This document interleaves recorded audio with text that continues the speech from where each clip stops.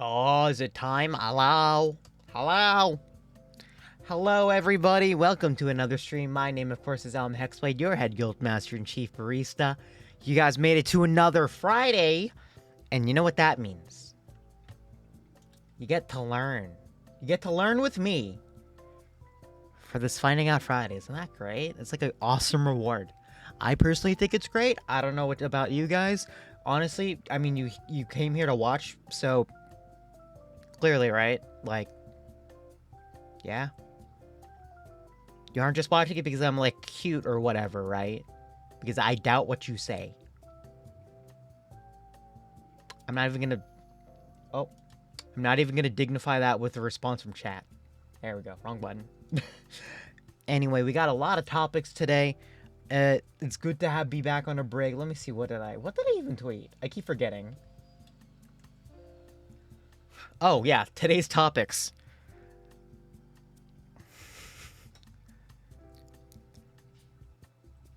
Why everything is what was it? Why everything is worse. That's a good one. AirPods, light switches, the Bass Pro Shop pyramid, unlimited popcorn, airplane food, and many more. I think I also forgot to put pianos in there. Pianos might come up. Anyway, enough talk. Let's get back to the content. Let's do the content. We always have a lot to go through. And I should probably put this staff away because it's kind of big. Yeah, there we go. And hey, look, I got a new little thing. I got a little computer next to me so I can watch along with you guys. That's definitely the excuse. A friend made it for me, so thank you, Avery. Very good friend. Wait a sec. The top of my hat isn't... There we go. There we go. I was like, but the top of my hat's clipping. Weird. Also, if you guys are hearing the stream, no, you're not. You're not definitely hearing me listen to Vesper Noir stream in the background during this Finding Out Friday. You're not hearing that. Anyway, let's go to the first video. It's literally entitled Why Everything You Buy Is Worse Now, which is great. Enlightening. It's from Vox, though, so it's got to be good. Have you all noticed that everything kind of sucks now? And I don't Yes! think it's the general state of the world. I mean, like, the stuff we buy is just, like, a little bit worse than it was 10 years ago. Oh. And I really started thinking about this because my coworker, Izzy, wrote about how she had to replace a bra. So I'm gonna do what any normal person would do, which is buy the exact same thing from the exact same place. And then after a few weeks, it just kind of fell apart. So this kind of started me on like this journey of like, okay, I'm hearing anecdotally from like so many people that I talk to like in my life, from coffee machines, phones, computers, sweaters. They all tear or break or like explode way sooner than they used to. So what's going on? And is there a way to climb out from under this pile of consumer trash? Hell world. Exceptions to this, musical instruments. Yeah, musical instruments have to be made to like a standard, right? When a company wants to make a thing, let's say like a jacket. A thing. There are three main factors to consider. Functionality, does it work? Appearance, does it look good? And manufacturability, is it easy and fairly inexpensive to make a lot of this product? Generally, a good product will have a good blend of these three things. Okay. But in recent years, this process has been thrown off balance. Let's look at clothes, for example. In the past, if you needed a new jacket, you used to go to a tailor, get measured, choose a material, and have it made. Then, for decades, instead of going to a tailor for a jacket, we went to department stores and bought things that were mass-produced. By the 80s and 90s, we had tons of options in stores to choose from. And now, many of us just kind of go online, click add to cart, and buy a product without ever seeing it in person. Yep. But it's not just how we buy, it's how often we buy. And for that, we can kind of blame this man. Ernest Jeff Hellman, Bezos. yeah, Oh. Incredible name. In the 1930s, during the Great Depression, he wrote this paper that was like, okay, like the government should really like support this idea of planned obsolescence. Except he didn't call it planned obsolescence. He called it consumer engineering. Remember that jacket you bought? Well, it's a new season and it's out of style. Buttons are out, zippers are in. So you buy something new, but not because there was anything physically wrong with the original. That's why it's called consumer engineering, right? Like it's up here in the brain. And we've been living this way for decades, so now we all want the next best thing all the time. God damn it. And that demand has spun out of control. God damn it. Today, we are surrounded. The speed of certain We're trends ruined. and the fact that they're geared towards like these micro communities, like Stanley cups, when like maybe a year ago it was like hydro flasks. The result is that we buy a lot. A survey done in 2021 found that nearly 40% of UK consumers buy clothing as often as once a month. The UN reports that between the year 2000 and 2014, the average person was buying 60% more clothing, and each item was only kept half as long. So we want to buy a lot of stuff fast, and because we replace our stuff so often, we don't really want to spend a lot of money on it. Hell. Which has an effect too. We're in the capitalist hell. That's what this video A is. while ago. So like if I paid $30 for a bra 10 years ago, it would be really hard for me to buy it at $50. Even though in the last 10 years, labor costs have Gone risen. down. So what we're left with is an incredibly fast cycle of demand for low-cost products. And here's what that looks like. In order to Garbage. speed up manufacturing, companies have to either hire more people, alter how the product is made, or both. But they also have to keep prices low enough for consumers to keep buying. So they may start swapping materials, like cotton or silk, for a cheaper synthetic material. Or rely on a more basic stitching So where it pattern comes that from. maybe just doesn't hold as well. So if after 10 years, you're still paying the same price, or close to the same price, for a product that looks the same, well, something had to change. Is this where we get the fun, So cool you might toaster? say, okay, Kim, fashion trends are moving too the fast. excellent and you buy Sunbeam so much toaster? stuff. I get it, but why does my washing machine suck? And that's a great question. Let's talk about technology. When things like computers first became part of our daily lives, it made a lot of sense to upgrade devices pretty often. There was actually very big differences in what a device did that's 2 years old versus one that was brand new in the market. There was just big leaps. This is Gay Gordon Byrne. She directs a consumer advocacy group called the Repair Association. Yeah! Had a 2-year-old thing. Based content. Couldn't do half the cool stuff that the other guy could do. So that kind of fueled the replacement cycle because you really did get something better in terms of functionality. For example, when the iPhone was first made, it was a major breakthrough. Subsequent phones up to a point responded to major technological leaps, like look at the difference between the 3GS and the 4. The iPhone 4 had a way better resolution and a front-facing camera. Also don't know why the 3GS was so The round. norm for technology. But we're not making those giant changes as often anymore. Instead, partly to make us want to buy more things, companies make very minor adjustments year after year. So the dryer you own may now play a fun little song at the end of the cycle instead of screaming. And now, as devices advanced and got increasingly complicated, there was another problem for consumers. All these things started to come into the world. They didn't come in with repair tools.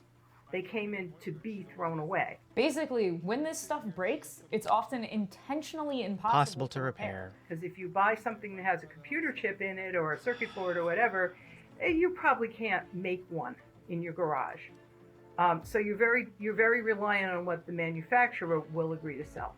And very often they don't agree to sell parts and tools and diagnostics or even give you a diagram. But sometimes it really just isn't. Or sell you $100 or try and loan you a $200 device to take the screen off of your phone when you can do it with like a hair dryer and a credit card. I'm not calling out any company in particular. You know, I'm not calling out any company in particular that does that practice in order to make repairing consumer electronics harder. Definitely not the one I'm looking at right now for my face tracking. I'm on to you, iPhone XR. I'm on to you.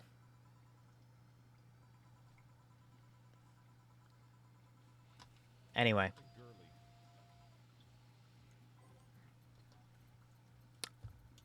Impossible to fix because they cut corners just like in fashion, replacing metal and screws with plastic and glue. And these kind of issues apply across the board in technology, from your phone to toasters. Hey, she to said blenders, toasters. to electric wheelchairs To your car. If you walk around your house or your apartment and you start cataloging how many things you own that have chips in them, I think you'd be really surprised how big that lack of repair problem actually is. I want people to feel hopeful. Yes, this is something that's like out of our control in some ways and not out of our control in others. I don't want you to feel guilty for like partaking in this system when like so many people, we've been kind of brought up culturally to think in this way or to buy in this way. Compared to other things that suck in the world, we actually have a surprising amount of control over this situation. With tech, fighting for the right to repair is actually extremely effective. New York State just passed a right to repair bill in 2022, and it's not perfect, but at least it's something. With fashion, stay away from microtrends and fast fashion as often as you can. Buy with intention and learn to take care of the things you do have. Think of like your objects as having maintenance. Read those care labels. As consumers, it's gonna take a little bit for us to sift through all the trash and retrain our brains a bit, but we can take small steps to take back control of the process. After all of this stuff is supposed to be made for us. So let's make it clear what we want. Based. Where you can go find your state, click the picture, and it'll bring up basically a letter writing widget. You type in your address and it says Based repair. Repair story. And if you really want to do something, that's how it gets done. We've had over 100,000 people do that. Over 30,000 Based repair content. Let's go. The first one to actually pass law. Yay! Because that's where there was a really big groundswell of interest. Yay! Repair. Repairing things are good. Speaking of, repairing your Nintendo Joy-Con so they don't have drift and swapping out the sticks, not hard. It's just it just takes a lot of patience, some tweezers, and the right tools, which you'll definitely get when you buy a kit for the replacement stuff. Alternatively, if you slip me a 20, I will definitely do it for you. You just need to buy the cost of the parts. That offer is open. Anyway, next thing. Speaking of repairability and making things work, and companies who shall not be named that are bad at this, this video is about AirPods. My Joy-Cons keep disconnecting? Ooh. If your Joy-Cons keep disconnecting, then it might be a cabling problem. It might be something with the antenna, depending on which Joy-Con it is. Or battery, maybe. It sounds like a board problem though, so you might need to just replace it. Right? Okay, the right one. I'm gonna put music up. If I remember right, the right Joy-Con is the one that has the inbuilt antenna, not the external one. So if you want to fix that, I think you might need to buy a replacement board and like just replace the entire thing. Or replace the board. You could probably keep the parts, but like the board. And they're like interchangeable and you don't have to worry. So it's not that bad, but still. Anyway. AirPods.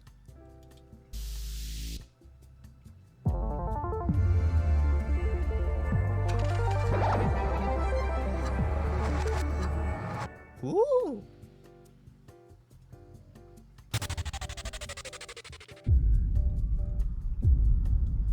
It doesn't work. That was mood. Hey, so in my last video, I called up an Apple employee because my AirPods case was broken, and this is what she told me. We don't. It would cost more than it's worth to break it apart to open it up and replace the battery. So it's more economical to just swap the case out. Actually disgusting. So I came up with this 3D printed design as a solution. After that, I received literally hundreds of messages asking if I could do the same for the AirPods Pro. So okay, sure, let's try it.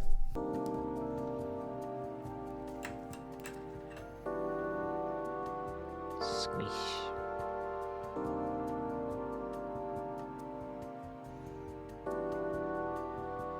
At least this has music built into it, so we don't have to worry about it. I do want to see this man repair his AirPods Pro, though.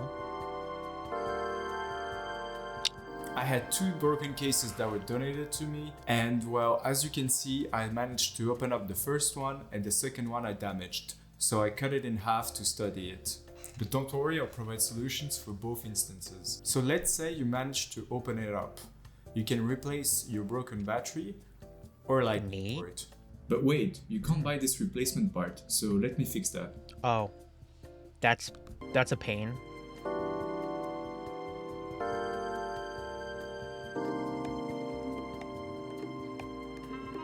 It must be so... Throw it in the trash. Throw it in the trash. Throw it in the trash. Okay. Wait, is he doing a skip? What?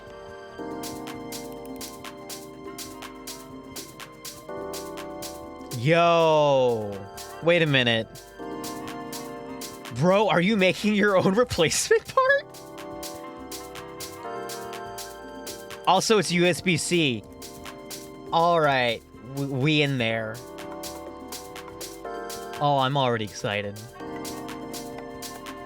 This guy is gonna 3D print... No. The lightning port... Well, it's not the lightning port. He replaced it with USB-C. And, like, you can buy those real easy. Like, the actual ports.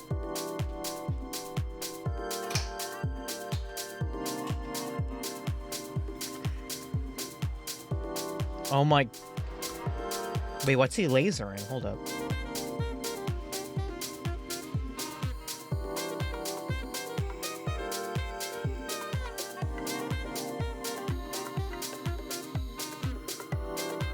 Okay, he's laser cutting it.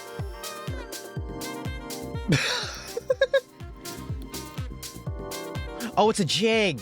It's a soldering jig. Okay. Nah, it's fair.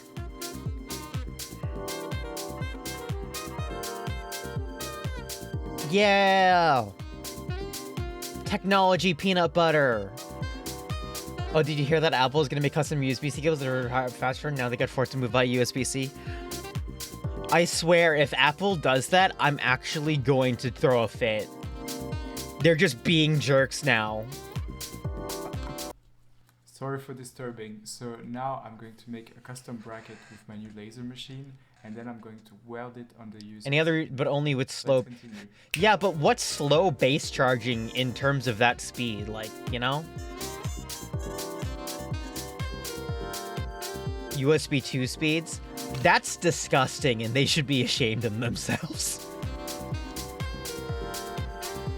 I feel like the EU should put legislation about that, though. I feel like that's like a thing. Oh yeah, no, the EUs would totally fine them for that.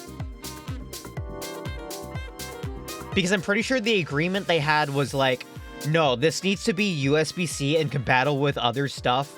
No, full stop. Like, don't fuck with it. Music is such, especially our music that we created in the 40s.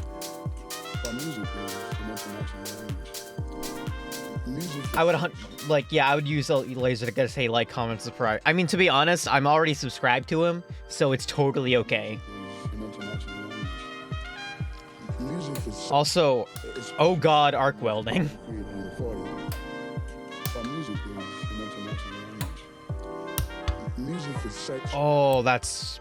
Oh my god. That's kind of an intense weld, not gonna lie.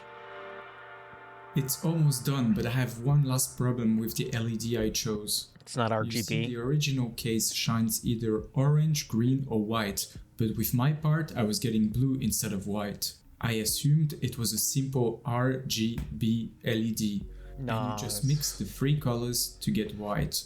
But it was actually a special RGW LED. Oh. I only found one company in the whole world who made one that fit my specifications.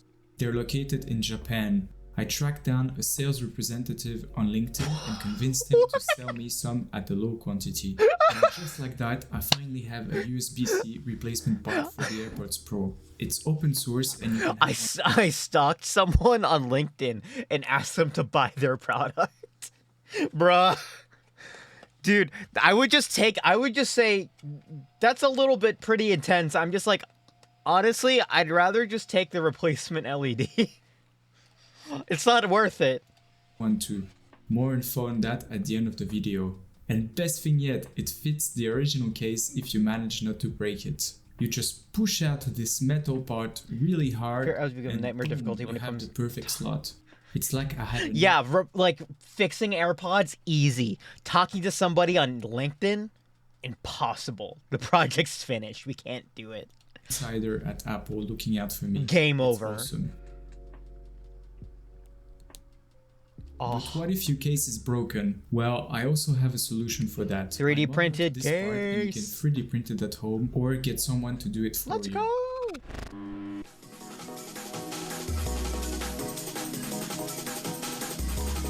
Ooh, Formlabs printer. Those are expensive.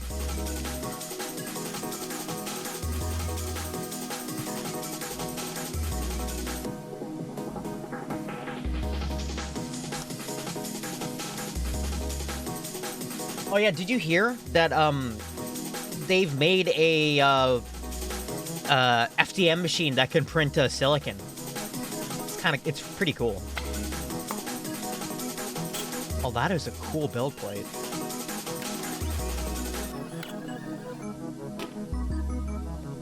No, what are you doing?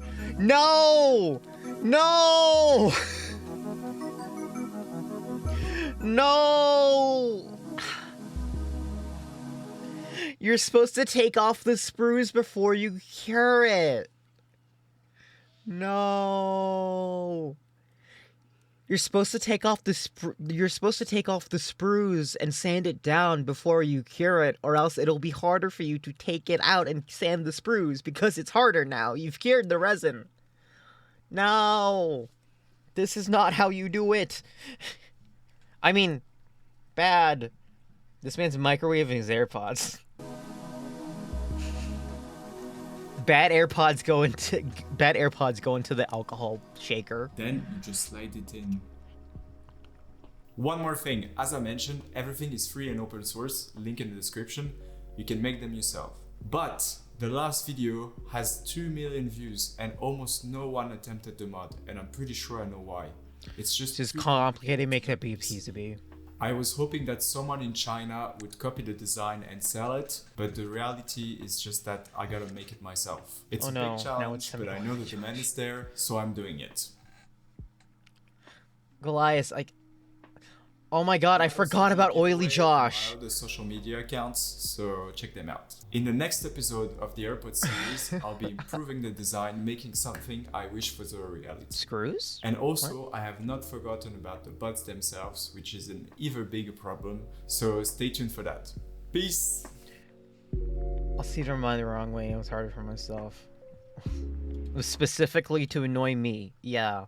Hold on. Let's find out if someone posted it in the comments, because if someone gotta. Case. Nope. Cure? Nope. Print.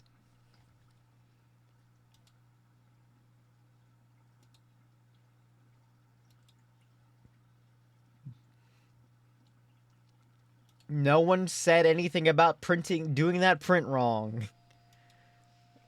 Yep. I am in pain. No, you're supposed to, do this after, because you're curing the entire thing. You want it to be soft as possible, you know? Cursed. Well, it's not like anybody's seeing the inside, but at the same time, you are screwing stuff into it, so, not the best. But I love Josh's stuff. Hold on, let's check the bill of materials for this. Hold on.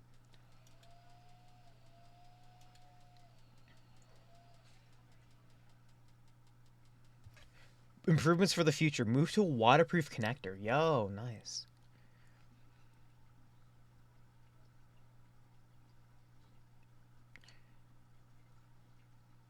Yeah. Oh, sourcing. There we go. Oh, he straight up just got them off he got the LEDs off AliExpress. Is his name Josh? Who is he? Stop calling him Oily. I don't want to think about Oily Josh. His name is Ken. Don't do this to me. I don't want I don't want to think about Oily Josh. Oh, cursed. Okay. All right, this one is silly, but it is a fun topic. It's about light switches and the funny noises they make, and the very satisfying ones they make.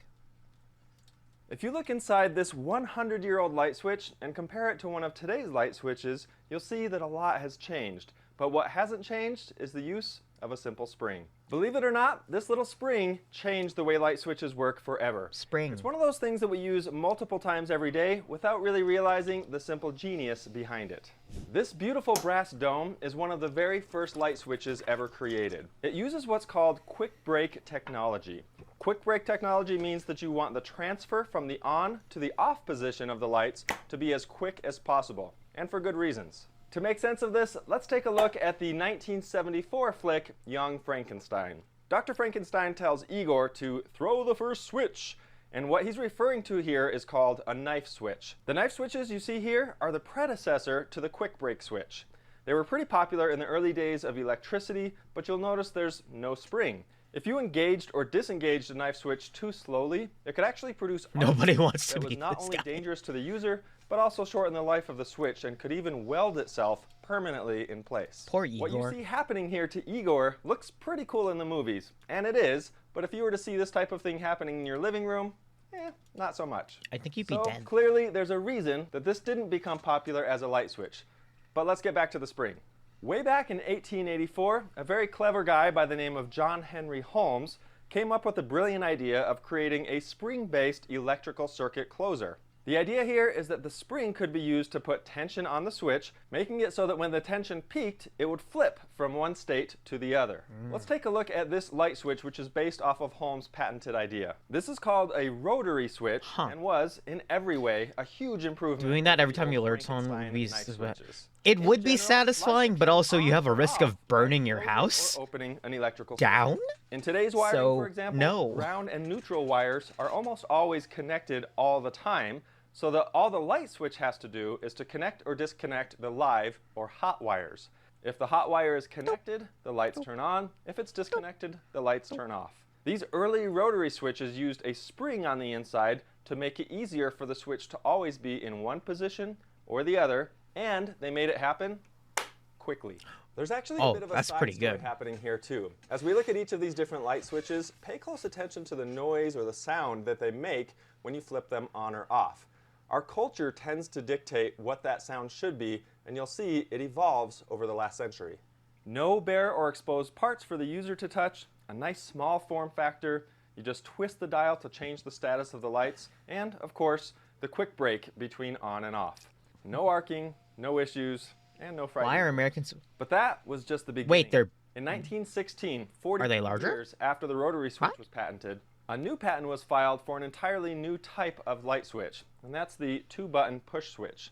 Now, I'm kind of curious if you've used these before or maybe seen these. Personally, I grew up in a house in New England that was over 100 years old, as were most of the houses around me, and I've really never experienced these switches. They've all been swapped out for newer style ones. This really was the I've had those switches in the basement of the guild house when I go down to like get my laundry and stuff. I used to love those things. It's because they made like the switch noise they made was super loud. It was very satisfying. We switched it out for a modern one because it was technically out of code. one of the most popular 80th types of light huh. switches at the time, especially in the 1920s Hello, Sword. and 30s when Evening. residential electricity was coming to homes and neighborhoods across the country. Within about a year, one of the same guys who patented the Google push-button European light switch. This is William J. Newton. You know what? Yeah, why not? European light switch.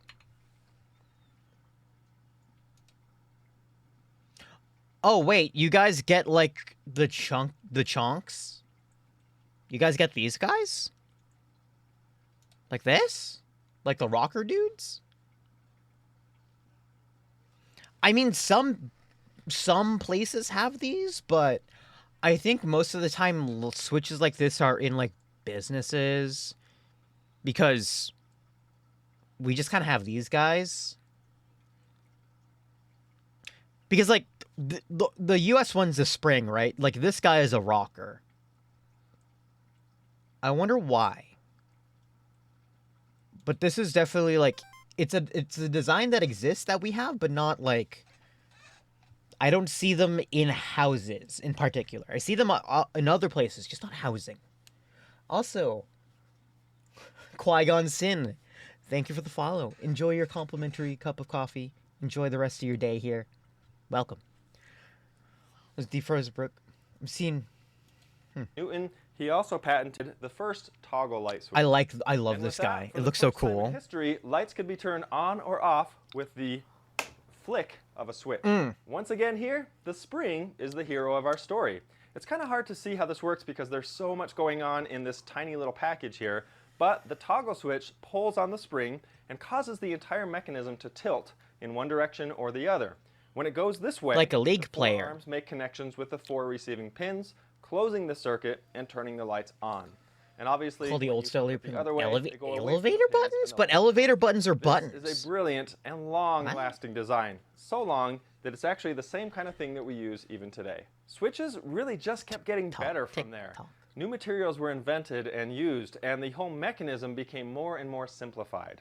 Within just a matter of years, we had this version, which uses a Bakelite material. It's kind of an early thermal plastic. You can see it's way more compact, and the mechanism Bakelite. inside has been simplified drastically. In the 30s, a whole new breed of light switch was invented called it's the still a mercury rocker. switch. Huh. It gets its name from the fact that it has actual liquid mercury inside it. And when you move the switch, that mercury either connects the 2 poles of the switch What a or great one idea. or none. Because the mercury itself is conductive, that either closes or opens the circuit. What a As great result, idea. We have here the first fully enclosed, completely silent light switch. Fear. Ew! Ew! Ew! No. Ew! Ew! No! Burn it! Burn it! That's not real! That's a prop! It doesn't exist! No! No! No! No! No! No! No! No! Burn it! It shouldn't exist! No! Where's the satisfying click? It's not there! It's a liar! Burn the imposter! Although this was patented in the 30s, it really didn't become popular as a light switch in the United States, at least, until the 1970s. That said, it had its downsides. Kill it! For one, because there's liquid involved, try to move this light switch on and off really quickly, it kind of can't handle it. The liquid is a little slower moving than our fingers tend to be. Oh, that's kind of a Number problem. 2, again, because there's liquid, and liquid involves gravity. Watch what happens when I turn this on, and then tilt it at some other angle. Off it goes. Oops. So really just using gravity, it will turn on or off. Not an issue in most cases, but obviously you can't use this in mobile applications. You can't actually turn this sideways or use it upside down, for example. Any of those sorts of situations render this kind of useless. In real life scenarios, those aren't really a big deal, but what killed off the mercury switch is the fact that mercury is toxic. Because there's mercury inside a little drum there, the manufacture of the mercury switch was discontinued in 1991. Remember when game All that controllers had leads to what has mercury in become them? The most popular style of light switch in the world today, the traditional toggle light switch. Now in North America, ours look like this, but in many other countries, they take on a slightly different Oh, there we form, go. There's but the they rocker. typically still Hey. use the spring, and they still have that same convention of flipping one side to the other, back and forth, to turn the lights Like the on old or off. Ataris? Yeah. The Cora light switch here uses a similar pattern. It's also still a toggle back and forth and uses that kind of spring-loaded action to click up or down, on or off. Isn't that a Fascinating magnet? that this 97-cent switch, and yes, they cost less than $1, just made up of some plastic, metal, and rubber, works on all of the same principles as this 100-year-old switch, which would cost quite a bit more to produce these days. Obviously, it's a lot more simplified, but they both use springs, and one of the main differences you're going to see inside The other one's a light leaf switches spring, though, isn't is it? these 2 rubber pads.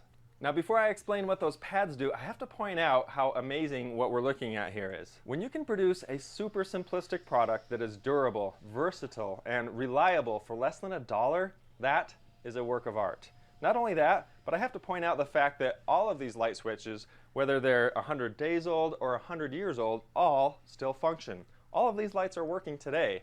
That is a real testament to both their design and how well they were produced. I love seeing historical objects like this that maintain relativity even today. But I digress. Back Reliability, to the rubber good. pads. The only reason for them is the sound. 100 years ago, a light switch literally sounded like this. It was loud. Or it could have sounded like this. Obviously, we as consumers didn't like how loud that was, so we went to the other extreme and came up with this. Sin. This was popular Bad. for a while, but we eventually settled on some common middle. Bad. That sound is literally part of our culture. It's part of what we expect. If you go to another country and you hear a different sound that's more of a snap or more of a thud, you're going to notice it right away. It's just not what we're used to. Also, notice that the sound of turning it off is a different pitch. It's a different sound. On, Tick. off. I'm not positive if that was intentional, like maybe you're turning the lights off and someone's sleeping in the room, so it's a little quieter on the way off. Not sure, but it's what we're used to, and it's what those little rubber pads are specifically designed to do. No matter what. Technically, if I went in to a light switch and removed the metal parts, would it be louder?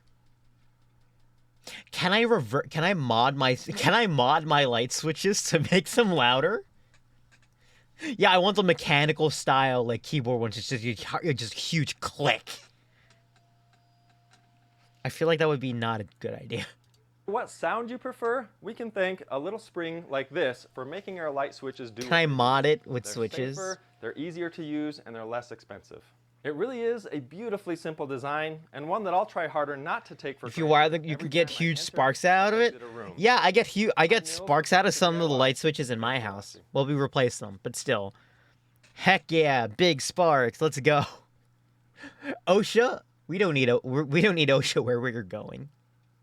Anyway, I'm being silly. Okay, this one's just a PSA. It's from Tom Scott. Please turn on two-factor authentication. Please. Please. Please. A cute girl on the internet is telling you to turn on two-factor SMS authentication. Please. Please. For literally every single thing you own that supports it. Please. Anyway, we'll have the man in the red shirt explain why.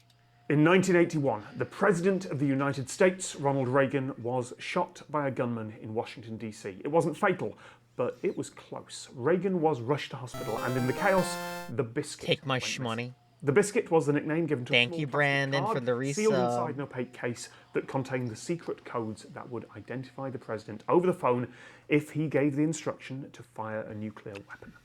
The card was eventually found. Some reports say that it had been hastily stuffed in the president's shoe when the trauma team cut away his clothes. Others say that the FBI had seized all of those clothes and the card as evidence, and they didn't give it back until a couple of days later. It's possible that both are true, depending on the timing. Now, there are some overexcited people who will say that for however long that card was missing, it would have been impossible for the United States to launch or to reply to a nuclear exchange. That's not true. The vice president had a backup. But in 1981, in the middle of the Cold War, a president with lost nuclear codes added some instability that the world really didn't need. You ever just forget your two-factor This story has authentication something- code and can't rely to Russia in the Cold War? Everybody has that feeling. There are three ways that a computer or any system can identify you. It can ask for something you know, something you are, or something you have. I'm gay. Those are the three factors of authentication. I have a And wife. the gold standard for checking identity is multi-factor authentication. Okay, hold on. Something you know. I know I'm gay. Something you are. Gay. Something you have. A wife. Is that enough? At least two of those different factors. Two different passwords I'm very aren't secure. much better than one, but two factors are. When you do something as simple as withdrawing cash from an ATM, that is two-factor authentication. There's something you have is your card, and there's something you know is your PIN. So let's look at each of these factors. First, something you know. Well, for that, these days, that's a password. The traditional login system, username and password, is usually credited to Dr. Fernando Corbato at MIT in the 1960s. And when the Also, MIT CSAIL represent. Let's go. MIT's Computer Science and Information Technology Lab. No, not Information Technology. No, what was it? CSAIL, Computer Science and Artificial Intelligence Lab, I think is what CSAIL stands for. Hold on, I need to remember because I love MIT CSAIL.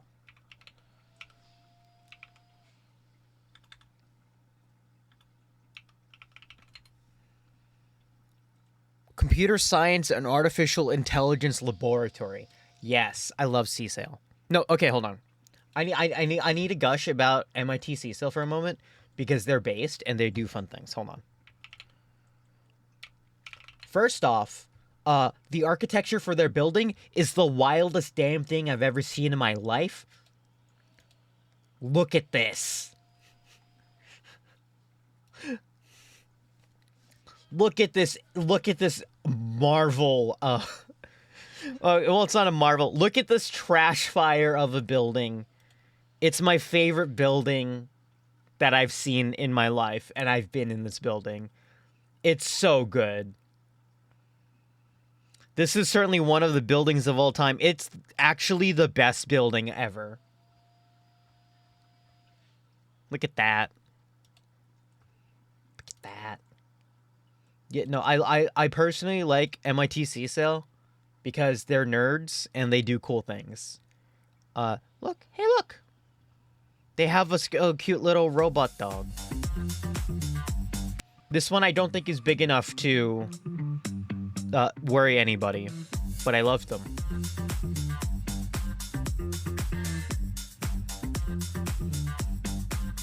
I love the dogs. I love them.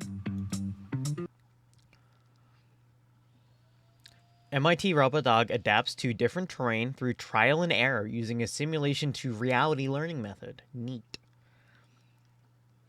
Also, hey, look, an Apple One. Like, nah, CSEL is based. They've been doing this, like, listen, like, okay, the building that invented the concept of a username and password was made, like, it was made in MIT. Also, yes, no, the building's beautiful. I love the building. Only input device to your computer is a keyboard, a password absolutely makes sense. Something you know could also be a PIN, which is just a short password, or in the days before computers, your signature. But using this one factor isn't ideal. Signatures can be forged, passwords can be leaked or intercepted, either by someone hacking into the server they're stored on, or just someone putting forgetting a keylogger on your computer, or just by someone looking over your shoulder one time. I actually taught myself to shoulder surf passwords when I was in high school, learned a teacher's password, got in trouble for it, and the only reason that I got caught, the only reason is because I told someone else that I'd done it. I didn't even want to do anything with the password. I was just a sort of nerd who taught himself skills like that for fun, because I could, and the lesson I learned was not, don't do it, it was keep your mouth shut. Anyway. True. Passwords, not ideal, but reasonable in the absence of any other options. Very what about true. The next factor, something you are. Well, that would be biometrics, things like fingerprint and face recognition. Those are great for proving who a person is, and they are difficult to intercept. Although they do have downsides. The system has to trust that the device that's reading the print or checking the face hasn't been compromised. And if your fingerprint gets leaked because some high-tech spy took a copy of it from a glass that you drank from, you can't exactly change it. I tried once. Plus, you can pretend not to know a password. It doesn't work for your own face. Some people do say that there is a fourth factor of authentication somewhere you are. The idea that if your credit card transaction suddenly moves to the other side of the globe, it might be worth checking what's going on. But I'd say that gets rolled into something you are. Science fiction writers have also imagined complicated artificial intelligence systems that can learn someone's behaviour patterns over time and recognise them, or panopticon societies where privacy is a thing of the past and everyone knows where everyone is and what they're doing all the time. But right now, for something you are... When was this video posted? 2 years ago.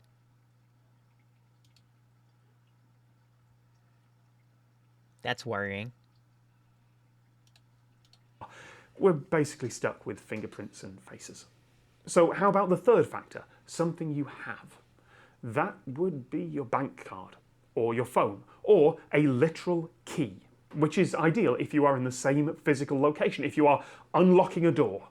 But how do you prove that someone has a physical object when they're in a completely different location? Well, that was a lot more difficult before smartphones. British banks have been sending out card readers to their customers for many years. You plug in your card, it reads a secret code off the chip, and then you type in your PIN and a one-time code that your bank sends you for each transaction, and it mashes all those together, does a lot of maths, and the result is a number that you send back to your bank confirming that you have the physical card.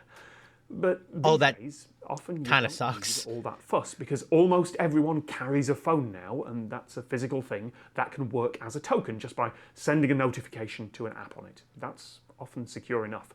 Sometimes that is still done You guys with have numbers phones, in right? text messages, but that's not ideal. SMS is not secure, and there have been attacks where criminals have called up phone providers and convinced the provider to Yeah, move but it was someone's better than having to number go to the bank. over to another True. phone that the criminal controls. Or you can use an Can it, authenticator Blizzard? on your phone. Now that generates one-time codes when you set up the app. It stores a long secret code from the server. Then it combines that with the current time, and every minute you get a different 6-digit number that you can type in to prove that you have that phone. It's basically a password that your phone knows, but you don't. And the codes you type in can be short because they only last a minute each. Of course, if you're not actually talking to your bank, you're talking to some phishing website that's just taking the number you give them That's your own and fault. passing it on to the bank pretending to be you. Well, that's not My ideal. bank app couldn't get things. So, some really high security companies use a small physical USB or Bluetooth Yeah, switch yeah, instead. yeah, Google yeah, gave yeah, those yeah, out to all yeah. their employees, and they claim it reduced the number of successful phishing attacks to 0. Hi, I love these things. The actual process of how it works is way, way, way beyond the scope of this video, but it's basically equivalent. You have one of those? You only have one of those? You fool, I have like 7 of them. Well, in reality, I have, in reality, I actually have, 1, 2, 3, 4 of them. I have 4 of them. I have over 70 alternative accounts! I'm poor, get off my back. It's not, YubiKeys are expensive. You know what? YubiKey and Titan keys are expensive, so it's fine. The bank card reader, only automatic and with a lot more complicated maths going on behind the scenes to make sure that the key will only talk directly to the correct web server. And because there's nothing for you to type in, you can't accidentally give the code to someone else. You are required to have the actual physical token. You'll Those come to US from nuclear Nathan's codes new use series, all Man. 3 Yeah, Man? I haven't factors seen Man. Something you I haven't have, seen the Man biscuit, yet. the actual code card. The Something biscuit? You know. Well, there were fake codes printed on that card, so the president had to memorize the position of the correct one so that when he cracked open the card, hopefully he'd never have to, but when he cracked open the card, he'd know which one to read out. And something you are. He had to be surrounded by the security apparatus and top secret infrastructure that would let him make the call to the military in the first place. Of course, all that multi-factor authentication could only check that it really was the president giving the order, that the identity was correct. There was no way to check that the president was sane, or that he wasn't being coerced or tricked. And in the same way, you can have all the multi-factor authentication you want on your bank account and on your email, and you should. You should turn that on. You should go to your email provider and your bank and turn on two-factor authentication for all your important accounts, but it won't help if the company that you're sending money to has been hacked and the payment details that they've emailed you actually come from a scammer. It won't stop you falling for a confidence trick or a multi-level marketing scheme. Computers can only do what you say. They can't do what you mean, and they can't stop you from asking for terrible things. But at least they can be reasonably sure that it's you asking. Anyway, turn on two-factor authentication. You can get these security keys for, like, actually, honestly, pretty cheap. Please, please, please, I beg of you. Watch. Hold on.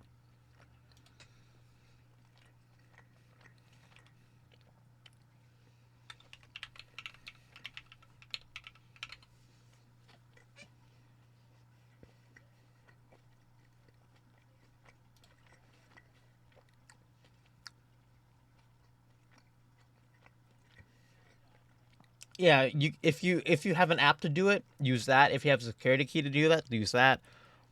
Like, these guys are not that cheap. I mean, well, depending on what you get. But they will save your butt. Please. I beg thee. Okay. That's my soapbox. I'll stand off the soapbox for now. All right. This one might be a little bit of a technical talk. I will try my best, if it comes to it, to explain what the hell's going on. But this one is a video about the secrets of Apple Lightning. You know, the Lightning port. The one that I hate. Apple's Lightning is the proprietary charging and data interface found on the iPhone and some other Apple devices.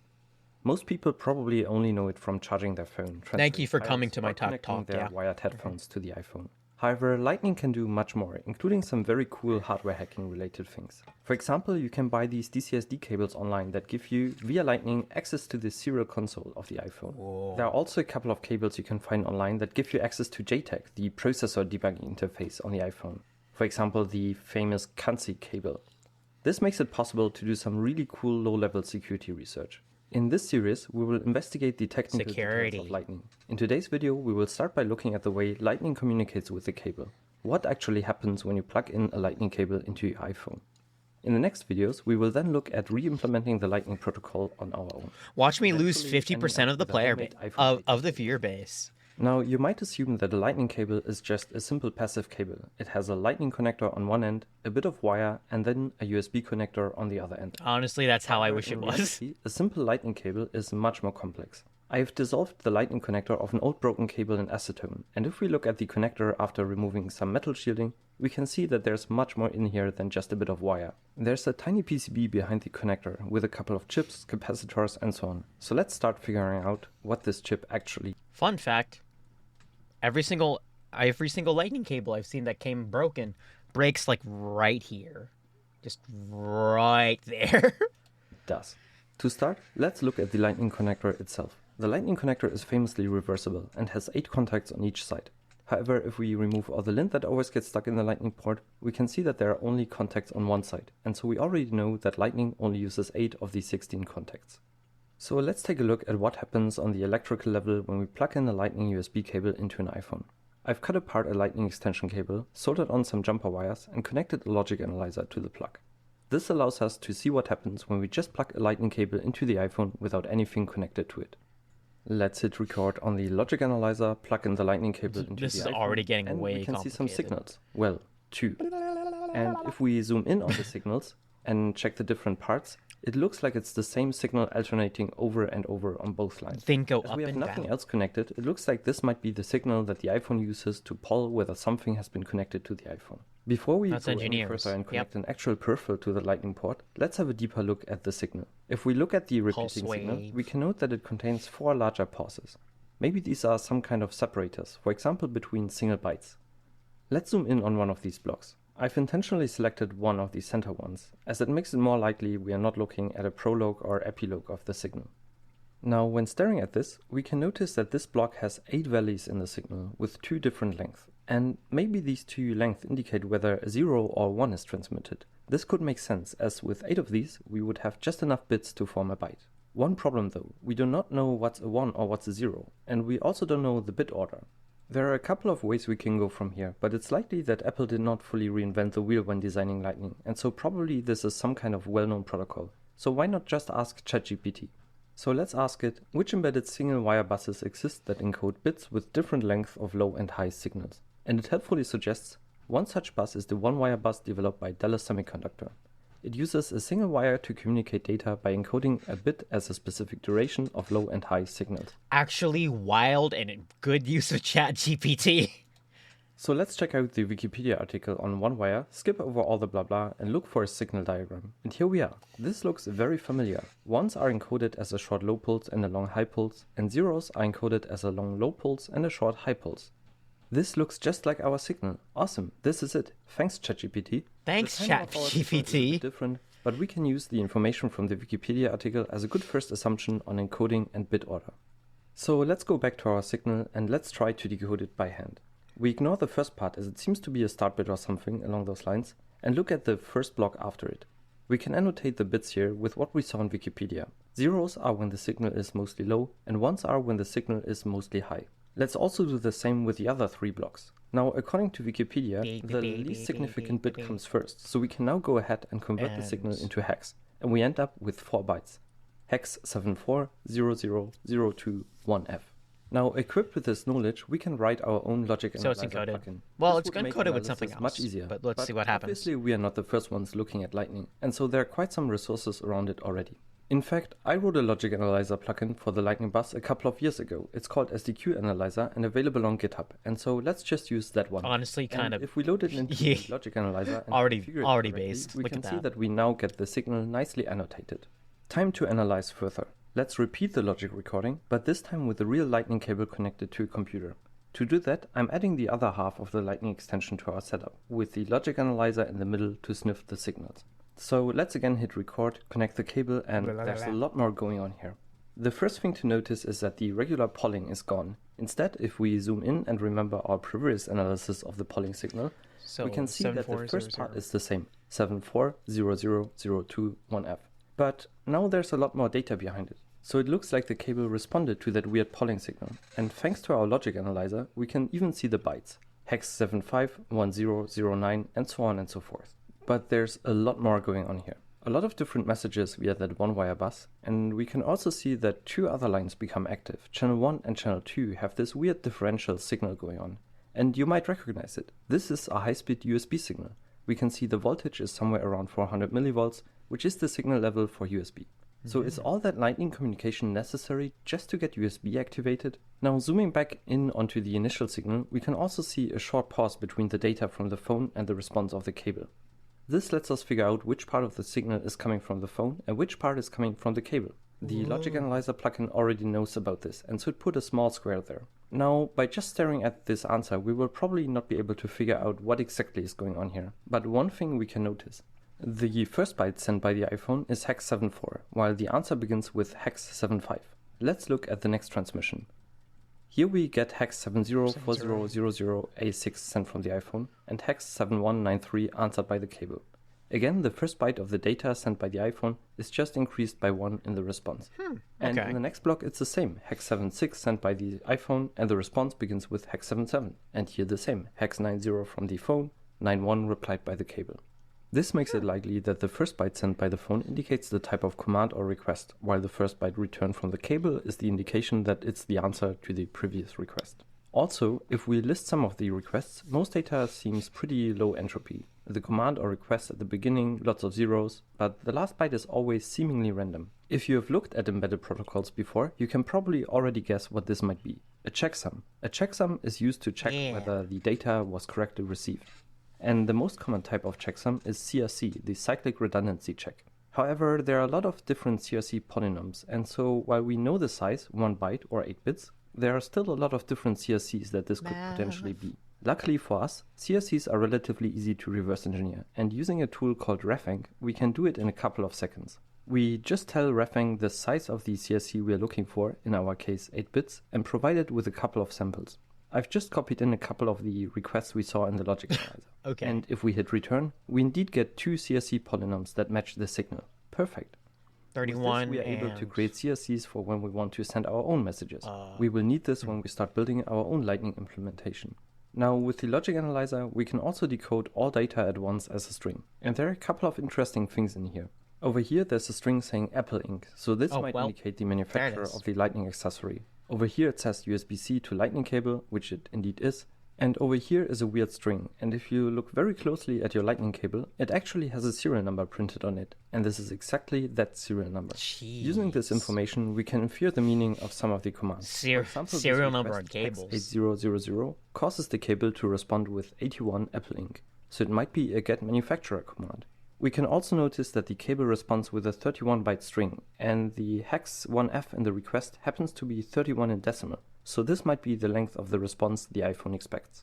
And this request here, 8001, causes the cable to reply with 82249, which happens to be the model number of the cable. And 8002 causes the cable to respond with USB-C to Lightning cable 1 meter. So just by staring at the logic analyzer output, we were able to already determine the meaning of some commands.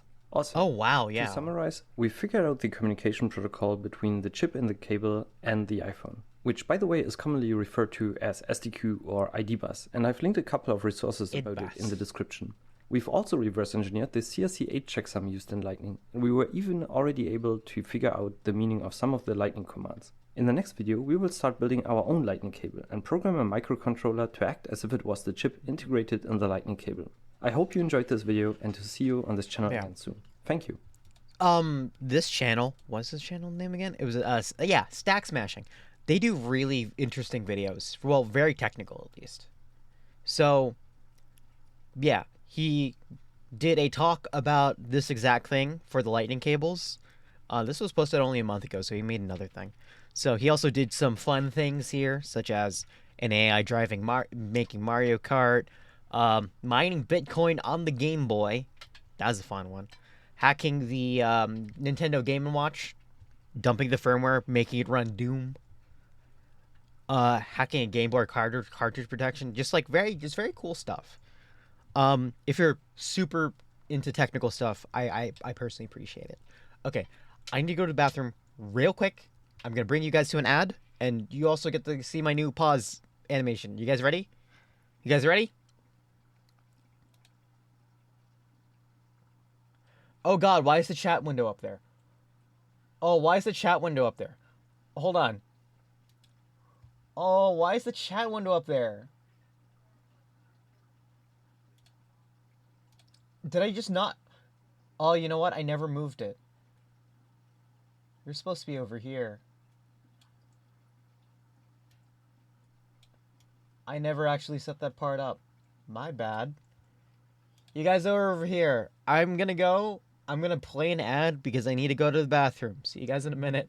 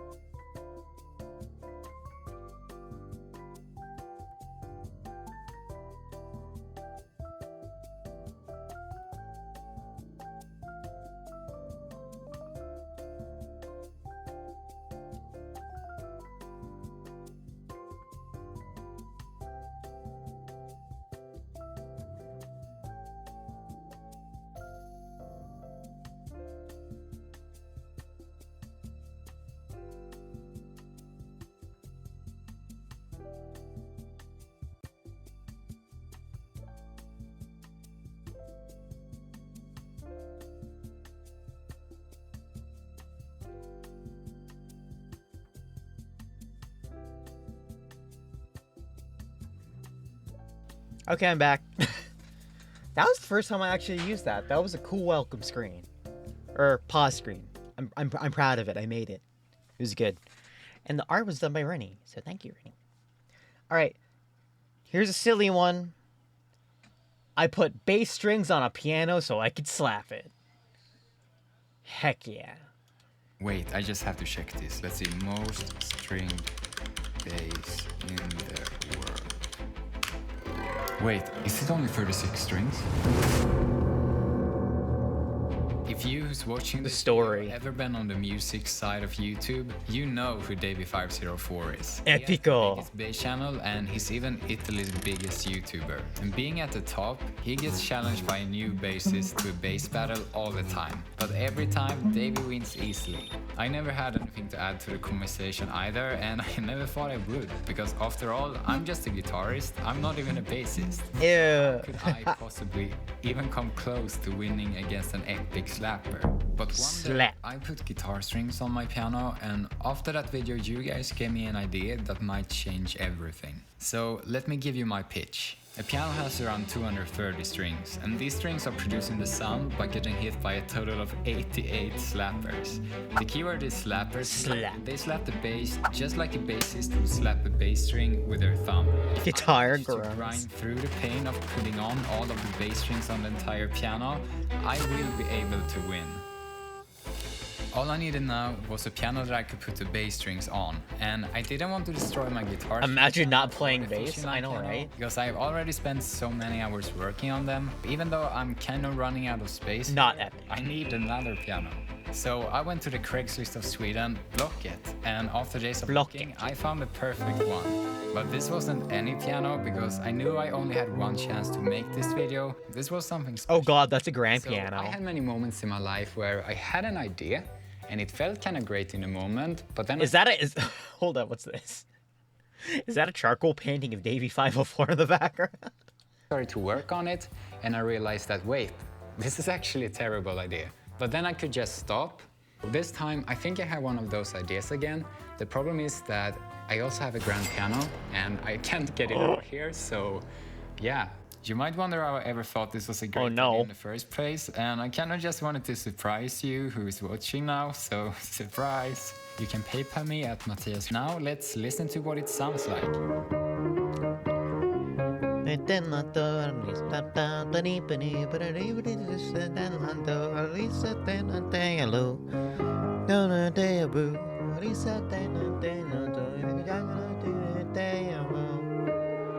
I had a problem here because at this point I usually cut the strings of the pianos. Violence. It gets more views. And this time I really need those views to pay back the grand piano. But I've also been getting so much hate comments for it. So I kind of freezed here because I didn't know what to do next. So I had to think about it, and in the meantime I decided to cook some authentic Swedish carbonara. But that's when I heard something.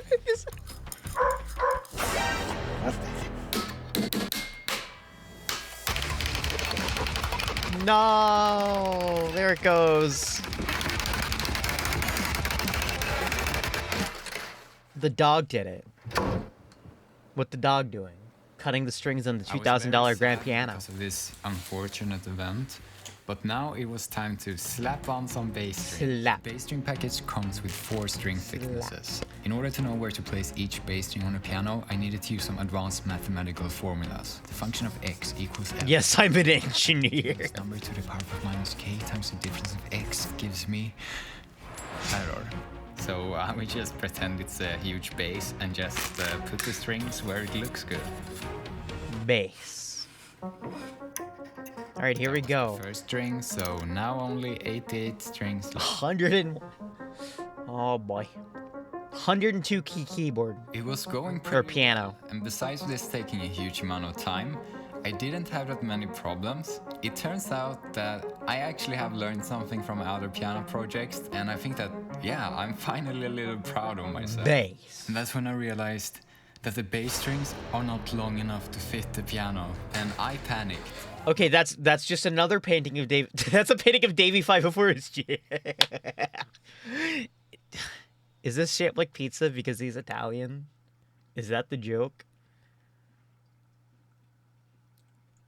Well, actually, I was like, you I could didn't, slap my because bass for good luck and obviously I'm slap the prepared bass, for and it was this, like and epic. That's why I own these extra long bass strings. Mamma mia. At this point, I realized that I actually had a real problem. So I spent days searching the entire internet for strings long enough to fit the piano, but they didn't exist. So my only chance was to get some custom-made bass strings, and if I couldn't get them, I would not be able to challenge Davey. So I started to contact every bass brand I ever heard of, and I even called some brands and talked with actual humans. Oh I told no. them the truth. I hope that my recent fame from the guitar string piano video would convince them, or at least their marketing team, to help me out. But it didn't. Out of 16 brands, everyone said no or didn't even respond. So I had to give up because this was out of my control.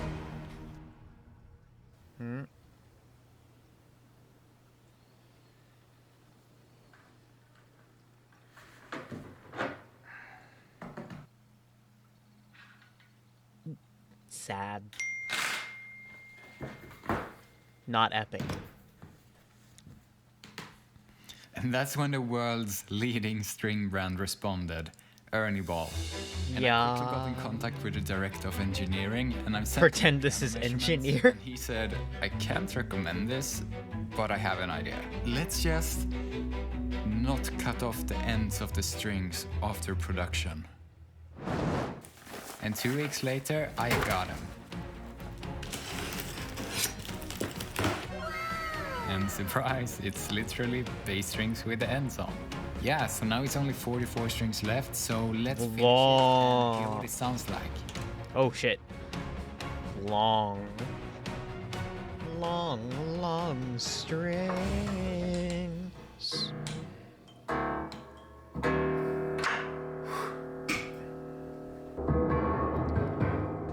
Slap the I piano. just have to check this. Let's see, most stringed bass in the world. Wait, is it only 36 strings? Crossing over too many memes. No. It may look like a weird bass, but this one has 102 strings. My brain is a bunch Now of it's time memes. to They all listen have to to it be and played see at least if we once. are It's like screwed. Chekhov's gun. That just sounds like a piano. That's just a piano. And surprise, it sounds like shit. But don't worry, I haven't tuned it yet, so there's still hope. But something that doesn't sound like Tune shit it, is please. the sponsor of this video, Soundcore. They paid for this. Anchor's honestly kind of a bass brand, so I'm just gonna leave that ad alone. I'm joking. I'm I'm going forward genuinely to it. scared, because when I DIY the bass string, get them. Now it's finally time to tune the Sound like a piano, and thick I have to piano. admit, Yeah. I'm genuinely scared, because when I DIY the bass strings, I couldn't get rid of the pointy sharp steel ends. So if the bass string snaps, they are all aiming straight at my face. Ka-chow.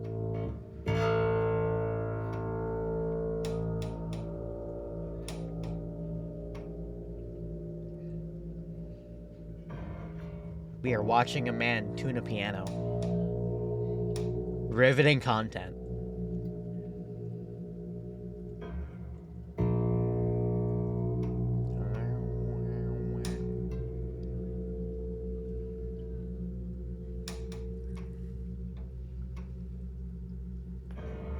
The fear is very tangible in this. I mean, like, the tension on these strings is so high. I mean, there's a reason why piano wires, people say piano wire is basically garrote wire. Remember someone posted this vid? Yeah, no,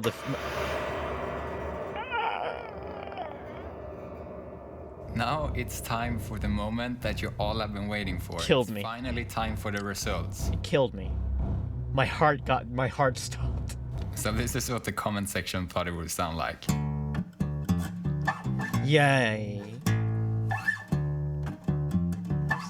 Possibly as dangerous. No, the lightning piano will instantly kill you. This will maim you. Yo, it just... And Yay. now for the ultimate test. Quickly what all the notes sounds like. I didn't manage to tune the bass strings that well because the notes were so low in pitch, my tuner didn't really consider it music.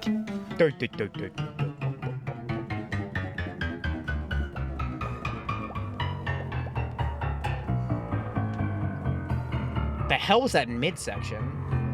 It sounds like a weird pitch shifted guitar. It's so low. We did it. Now it's time to take down the king of bass. Bass. With the world's biggest bass, I will now play the world's hardest bass solo ever. River flows in you.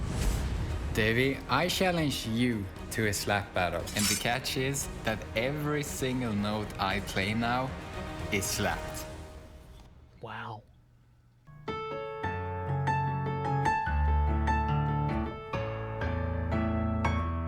It sounds like a pitched down harpsichord, actually.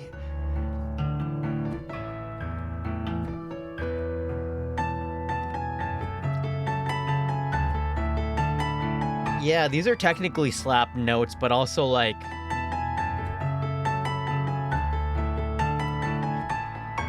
Is he wearing a shirt with Davey 504's merch on it, and it says the word small PP on it? Yeah, it says small PP on it.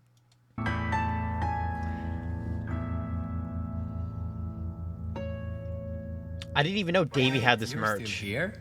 Okay, before you leave, I will tell you a secret. Only 2.8% of you who's watching this video are subscribed to my channel. Which means that if you subscribe, you will join the top 3% of my viewers. And then you might think, funny enough, I just put Wham by Baseball for this big really. Let's make a new deal. If you subscribe with notifications, I will answer all the comments on this video for 24 hours. When I'm done, I will... He's good for engagement. This was only 2 years ago. Hold up.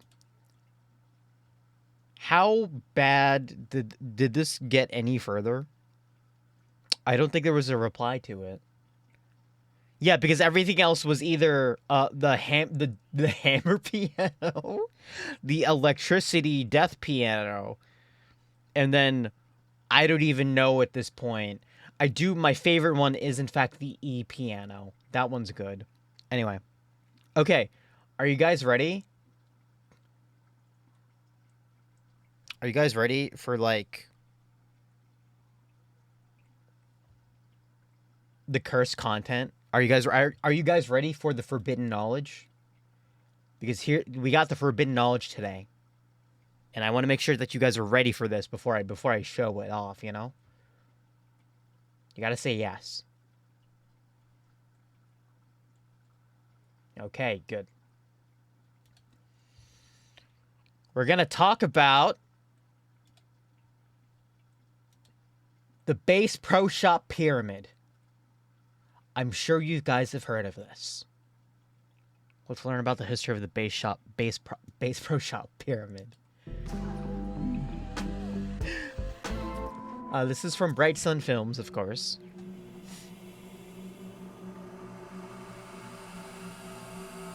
What's up, guys? My name is Jake, and welcome to Abandoned, episode 60. When I was driving down to New Orleans to shoot my feature documentary, I stopped for a night in Memphis, Tennessee. We had a nice time, but just down the road from our hotel, there it is. Probably the most insane-looking retail store I have ever seen. There it is. That being the Bass Pro Shops at the highest pyramid months in the world must be made by Atlanteans. And the entire time I was there, I just couldn't understand how this thing got built. Because of course, Bass Pro Shop didn't build it. So join me today as I figure out how this unbelievable monument became a reality and the ultimate Duck Unlimited. Wait, did that say Duck Unlimited? What the hell is that? Ducks Unlimited. I'm a little scared. Became a reality. And why are there unlimited ducks in this pyramid? Very ambitious project. This is the Great American Pyramid, otherwise known as the Memphis Pyramid. It all began in the mid-1950s when a local artist envisioned a trio of massive steel pyramids alongside the Mississippi River. This was merely an ambitious dream at that point, but it was so strange and so captivating that the idea would be resurrected over 30 years later with his son, John Brent Hart. John saw an opportunity in the growing tourism industry in the home of blues. Memphis, Tennessee, at least to John, was the perfect place to bring his father's weird idea back to life. Weird idea. By 1986, the project was officially announced. It was dubbed the Great American Pyramid, and its main function was to serve as a 20,000-seat basketball arena. But there was so much more to it. In early concepts of the project, this proposed 330-foot-high aluminum structure would be painted gold, and according to the concept art, would be located just south of the downtown core. Why did they want to make it gold? Over $150,000 had been invested for a feasibility study as the project entered the approval stages of city planning. Many were enthusiastic though, as the project was thought to have been a great location for sporting events, and with its proposed rooftop Hall of Fame museum, it could attract hundreds of thousands of tourists. Unlimited duck were estimated at around $60 million, the vast majority of that being taxpayer money, around $50 million worth of city funds. Another $10 million of private investment was also secured. In 1989, the Daily News Journal published an article quoting Sidney Schlenker, the lead construction manager. He said, quote, "I think it is the next great building that's been built since the Houston Astrodome. Man. What is being built here is a monument. It's like the Statue of Liberty and the Eiffel Tower. Disney and MGM just built a park themed to movies and television. This one will be themed to music and will be a similar operation." So, obviously, optimism was pretty high among the people dealing with the project. 5,000 years ago, the world trembled before the might of Cheops' pyramid. Soon there will be another occasion for awe. Soon mankind will be dazzled by a new wonder of the world. From the banks of the Mississippi, across the oceans and continents, Pyramid.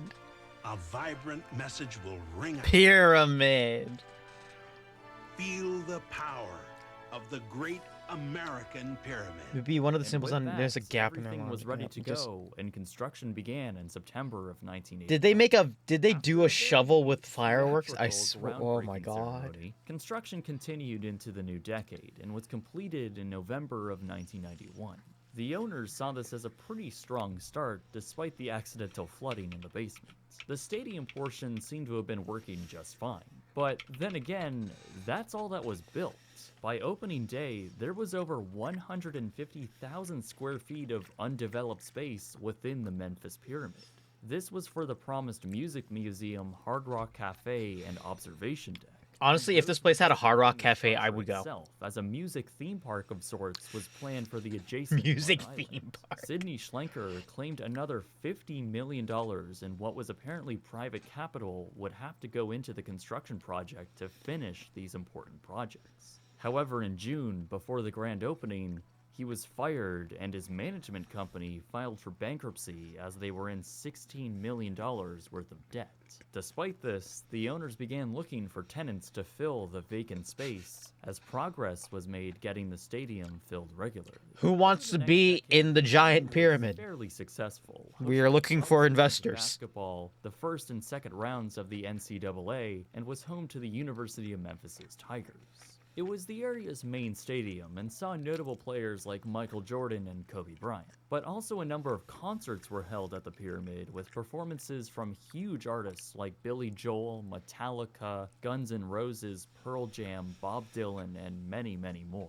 The Memphis Pyramid also played host to the iconic fight between Lennox Lewis and Mike Tyson, an event that brought famous people from all over the world to Memphis and the very unique venue it took place in.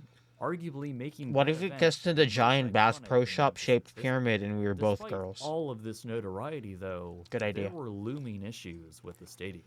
While many praised the unique architecture that came along with the venue, that unorthodox design for a stadium proved to be a bit of a challenge. Because of the enormous space above the stage and seats below, the acoustics were an extra annoyance for crews. For players in the NBA, the intimidating scale of the wide open space above gave the pyramid the nickname the Tomb of Doom. Additionally, locals in the area were rather underwhelmed with the end product. Remember the great American pyramid that was being touted as the next wonder of the world? A Disney-level attraction that would become the new iconic symbol for the Midwest? Well, general enthusiasm on the master project quickly fell apart. God, it looks so People gaudy began now. realizing that the taxpayer money helped fund the construction of a massive steel pyramid in the middle of Memphis, Tennessee. The tourism aspect of the pyramid never got off the ground and essentially sat vacant and abandoned through this whole time.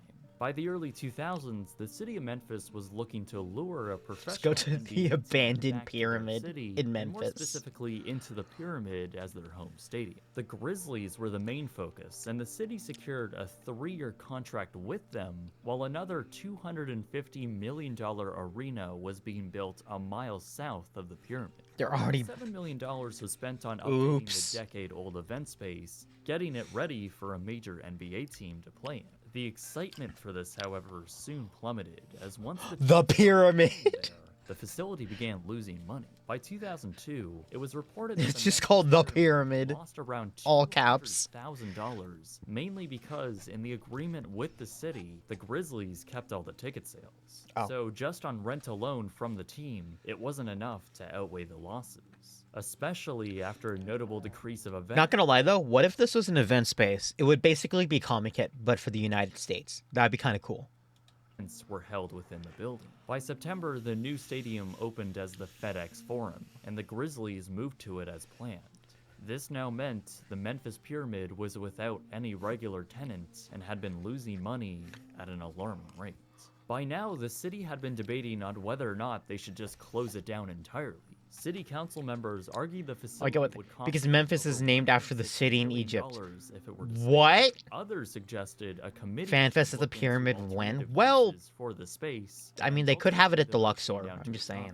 This topic was very contentious, but ultimately the city voted to keep That's it such a... However, with a larger, modern stadium... There's a city of Memphis in ancient Egypt, a really? non-compete clause meant that the amount of... Wait, there's just a statue of Ramses the Great. Without his nose.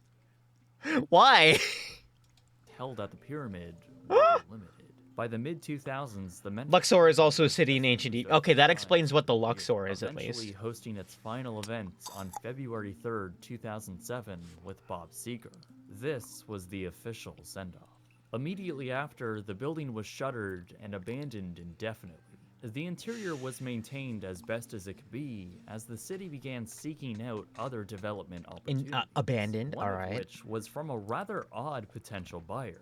That being Bass Pro Shops, an outdoor retail chain. Let's go, Bass Pro Shop! Themed superstores. They officially unveiled their intentions to lease out the property and turn it into a mega. Love that they decided to put an American flag on it. It wouldn't be that if it wasn't Texas. With other entertainment activities. They stated that over $75 million would be invested to make their crazy idea a reality. But talks were still ongoing with the city on the specifics of the deal. Progress was slow, and during this, the Memphis Pyramid continued to sit The Pyramid. abandoned.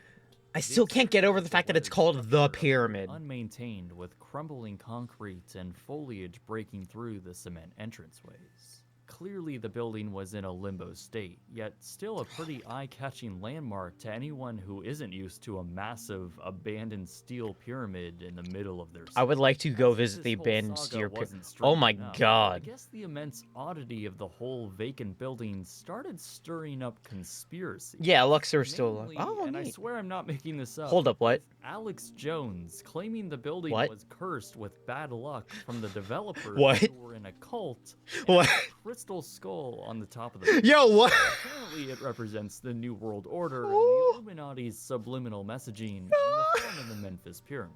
Now, I was expecting him to make an appearance on a video. everything he claimed here is untrue, apart from the skull. Yes, so apparently in 1991, just after it opened, a crystal skull was found welded at the very top, allegedly put there by Hard Rock Cafe's CEO for good luck, I guess? Yeah, it's a bit weird. That It part's sorta makes you weird. think if all Hard Rock Cafes around the world have skulls welded behind their walls. Well, regardless, that weird fact ended up attracting a lot of other weird stuff with okay. other wacky people thinking the building is some sort of satanic devil's palace. Bro, it's a pyramid. Talking nonsense, but yeah, it probably has something to do with religion. Anyways, on June 30th, 2010, Bass Pro Shops announced they had reached a deal with the city with another $30 million worth of taxpayer money invested into the new project. Over the course of the next 2 years, Question, do we want to watch the video where he yells about the silly pyramid? Or do we not even want to watch that? I feel like I need to just to see what he said, because I'm so worried. Like, what did he say about a pyramid? Of the former 20,000 seats. Maybe off stream? The Yeah, crumbling probably off exterior stream. walkways and entranceways His voice were is so also exhausting? torn down Yeah. at this time. Construction then began on That's what the his wife elaborate said. themed Bass Pro Shop, turning the inside of the It's funny because he's divorced into a now. wilderness adventure store. On April 29th, 2015, the Bass Pro Shops at the Pyramid officially opened to the public. The final product that the brand ended up building was pretty insane considering what it was housed in. The once hardwood floors of the basketball court had now been turned into an artificial swampland, fitted with fake cypress trees and a sprawling water feature with the dock and boats. Among This is actually honestly is a insane. restaurant contained in its own building and even a bowling alley. There is everything else you might expect to find in a Bass Pro Shop. Actually, But you can additionally practice your archery, shoot some guns, and walk shooting through a range museum game. about duck hunting. The weirdness doesn't stop there, however, as surrounding the entire shopping floor is a hotel. Yes, that's right. For around $200 a night, you can stay in the 103-room Big Cypress Lodge, which has most of the rooms looking down onto the shops below.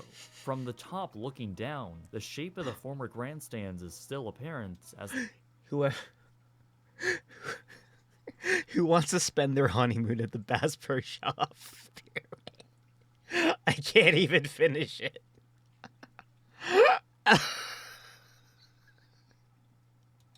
the concrete frames from those remained Yo. in place and were repurposed for the hotel. Speaking of the top, the apex of the pyramid had finally been developed into a restaurant and bar dream. surrounded by an observation deck. Bass Pro Shops actually extended the glass from the top and added 2 overhanging glass-bottom balconies. Nope, to which nope, offered nope, great nope, views of nope, nope, nope, Memphis. nope, Yes, never doing that. You take the longest freestanding elevator in the world. Oh, what? Traveling up Oh, that's cool. 28 floors directly up the middle of the structure. This is where you fight Ozma in Final Over Fantasy. 1 million people had visited the shopping and Don't look up. That's where But Ozma that's the is. key here. The entertainment and tourism draw the property has. Remember, when it was all first conceived, all of this was part of the plan. A must-go-to destination filled with unique experiences contained in an unorthodox structure. The stadium aspect was never meant to be the only draw. However, of course, that's what ended up happening, and on its own, the Memphis Pyramid never worked. The abandoned entertainment spaces remained untapped, and the pyramid never became the iconic tourist attraction that so many thought it would have become. At the end, and adjusted for inflation, over 130 Hold on, I need to message Vesper something. Pizza.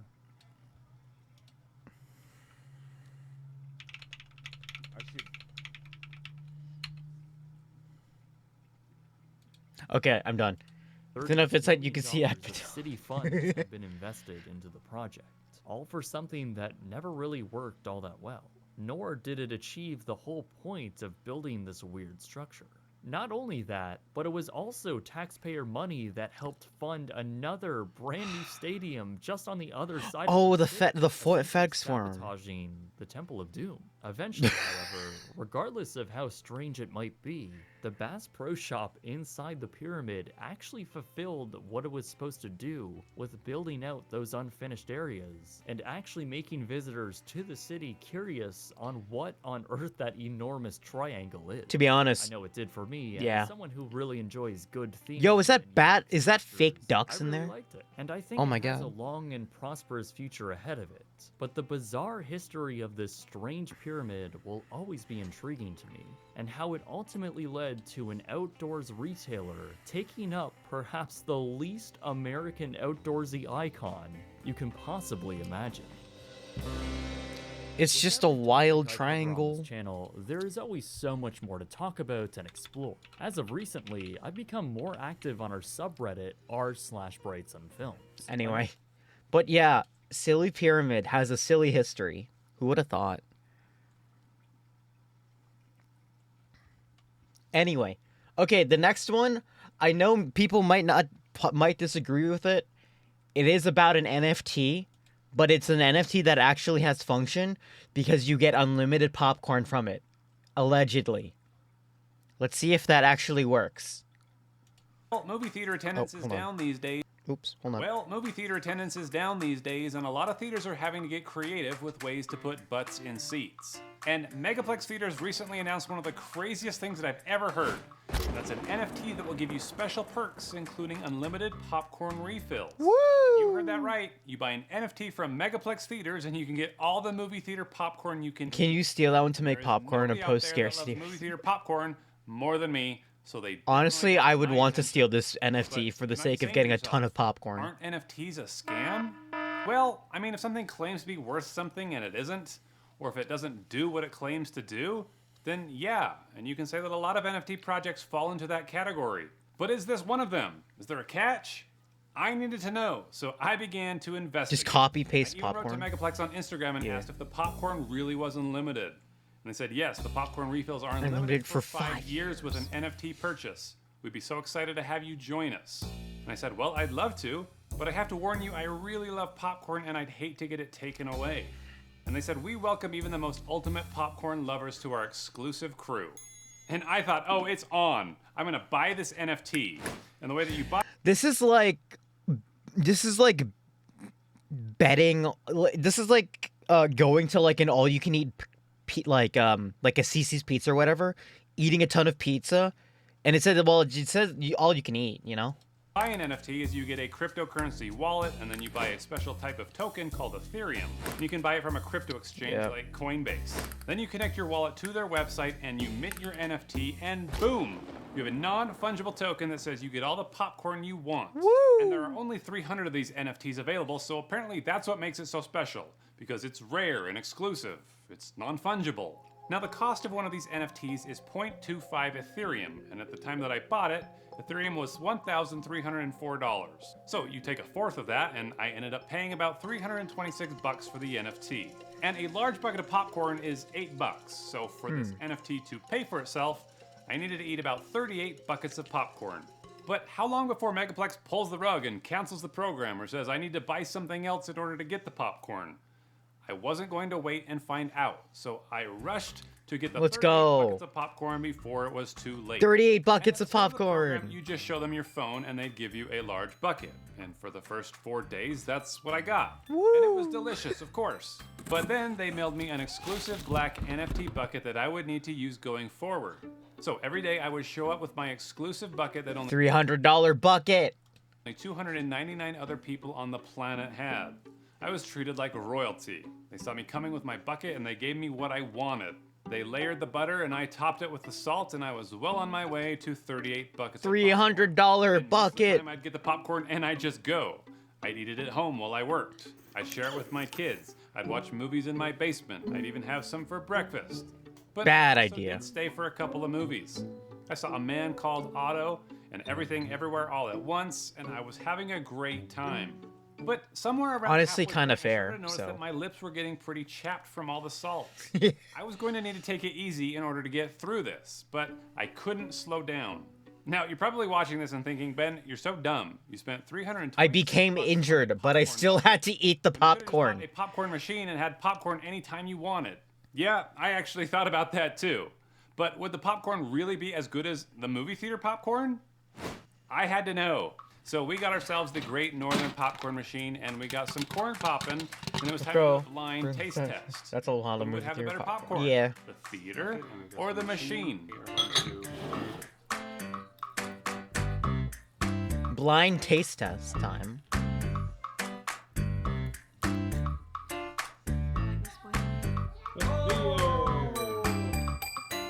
It's the machine.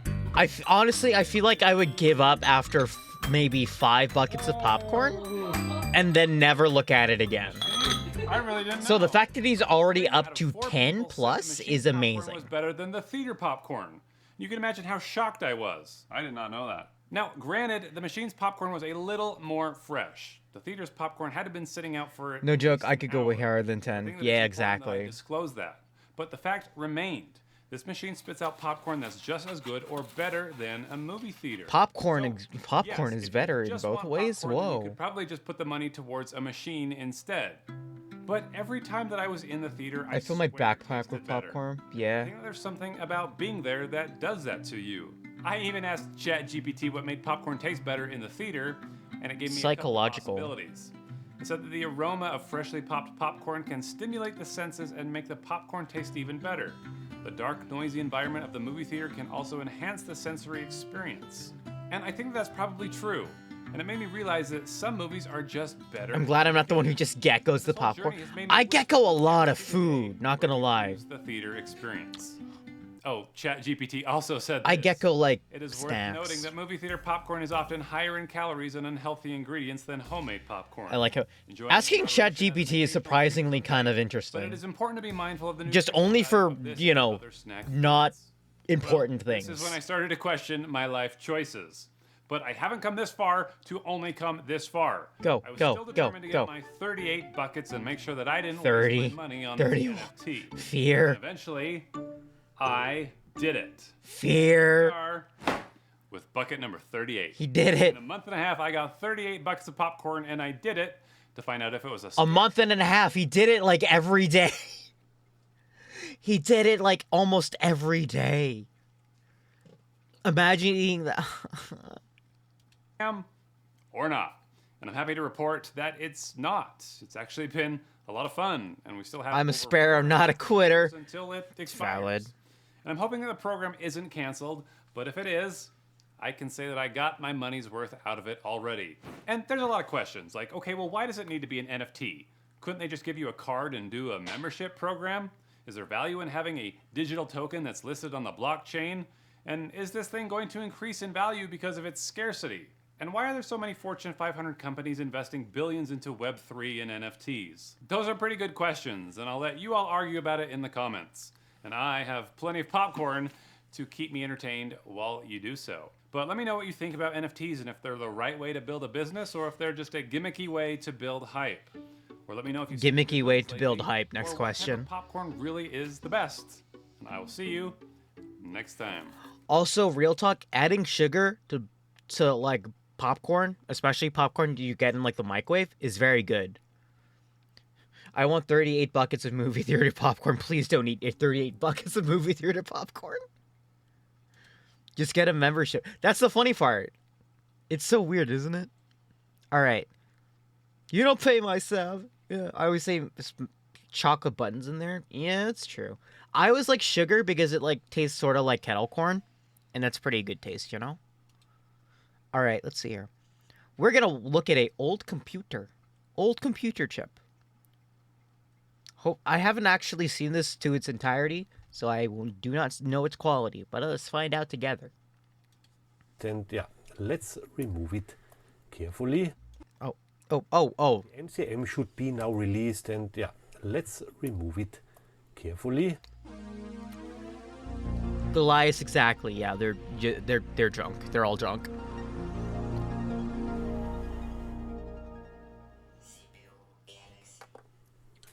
Welcome to the CPU whoopsie. Galaxy channel.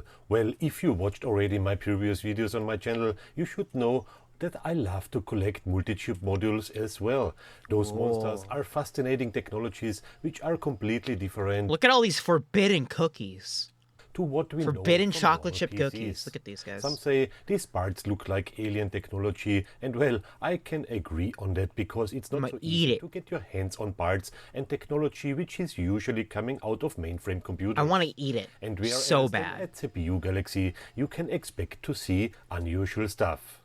Today I want to share with you here the latest addition to my collection, a nice purple ceramic MCM including the cooling assembly out of a Cray X1 vector processor supercomputer.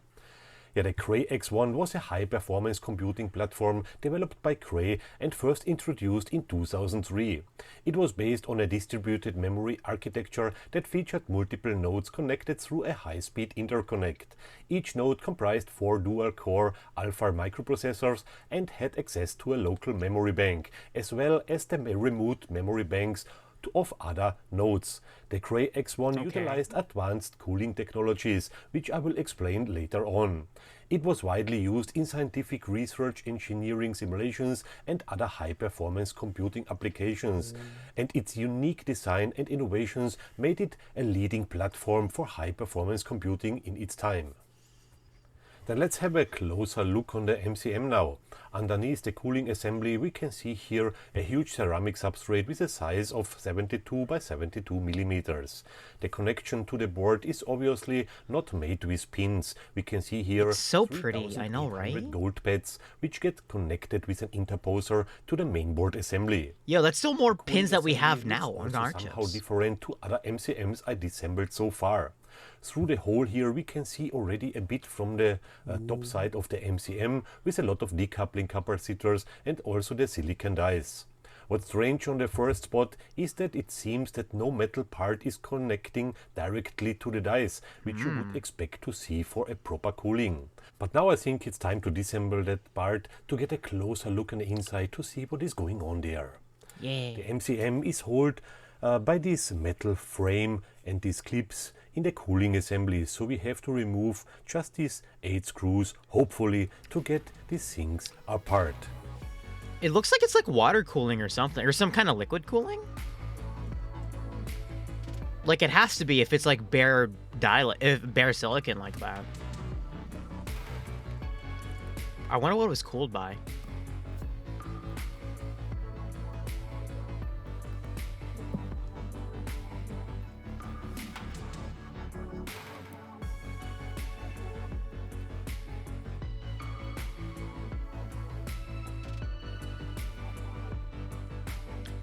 Wonder if the power made it do it. Now, and we can easily take off the... Well, no, you don't need to. This CPU's already It delated. should be now released, and yeah, let's remove it carefully.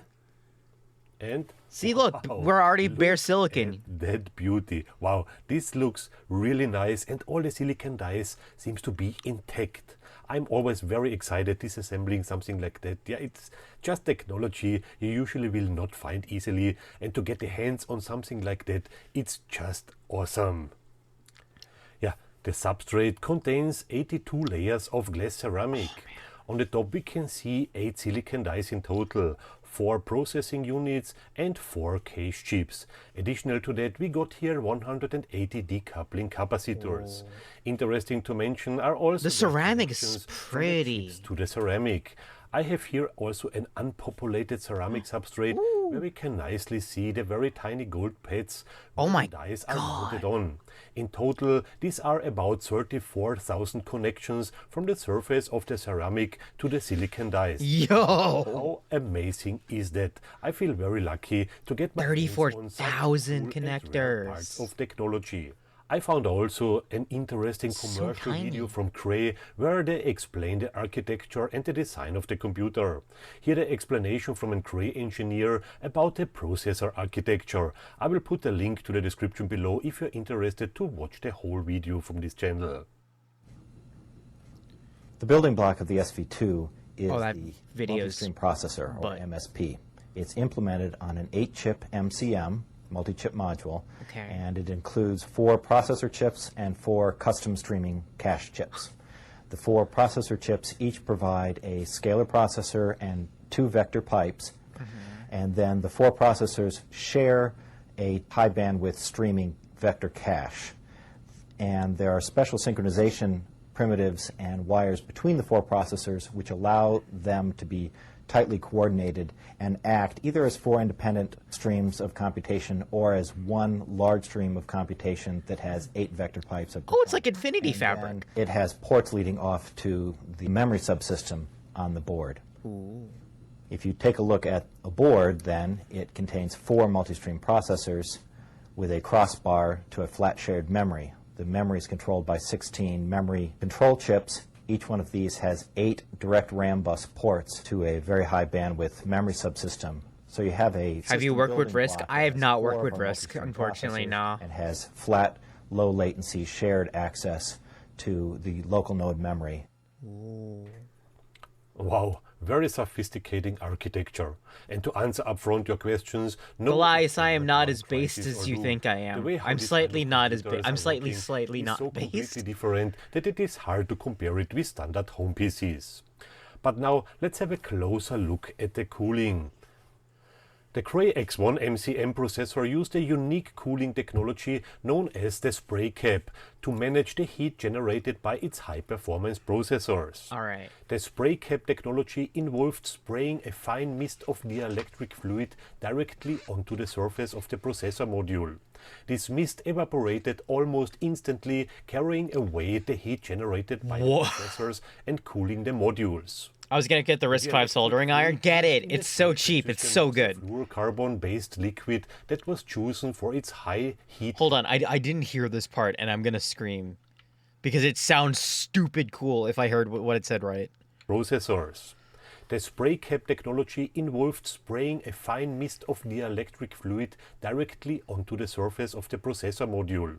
This mist evaporated almost instantly, carrying away the heat generated by the processors and cooling the modules. The dielectric It's like a heat pipe. spray cap system was a fluorocarbon-based liquid that was chosen for its high heat capacity and low viscosity. The fluid was contained in a reservoir and pumped through a network of channels that delivered the fluid to the spray nozzles. We can see here 4 spray nozzles for each processor and 1 spray nozzle for each cache chip. The TDP of one cache chip is about 40 watts, and for each processor the cooling must be capable to absorb 100 watts. That means the total generated heat is about 560 watts, which is a really serious that's so hot to get rid of.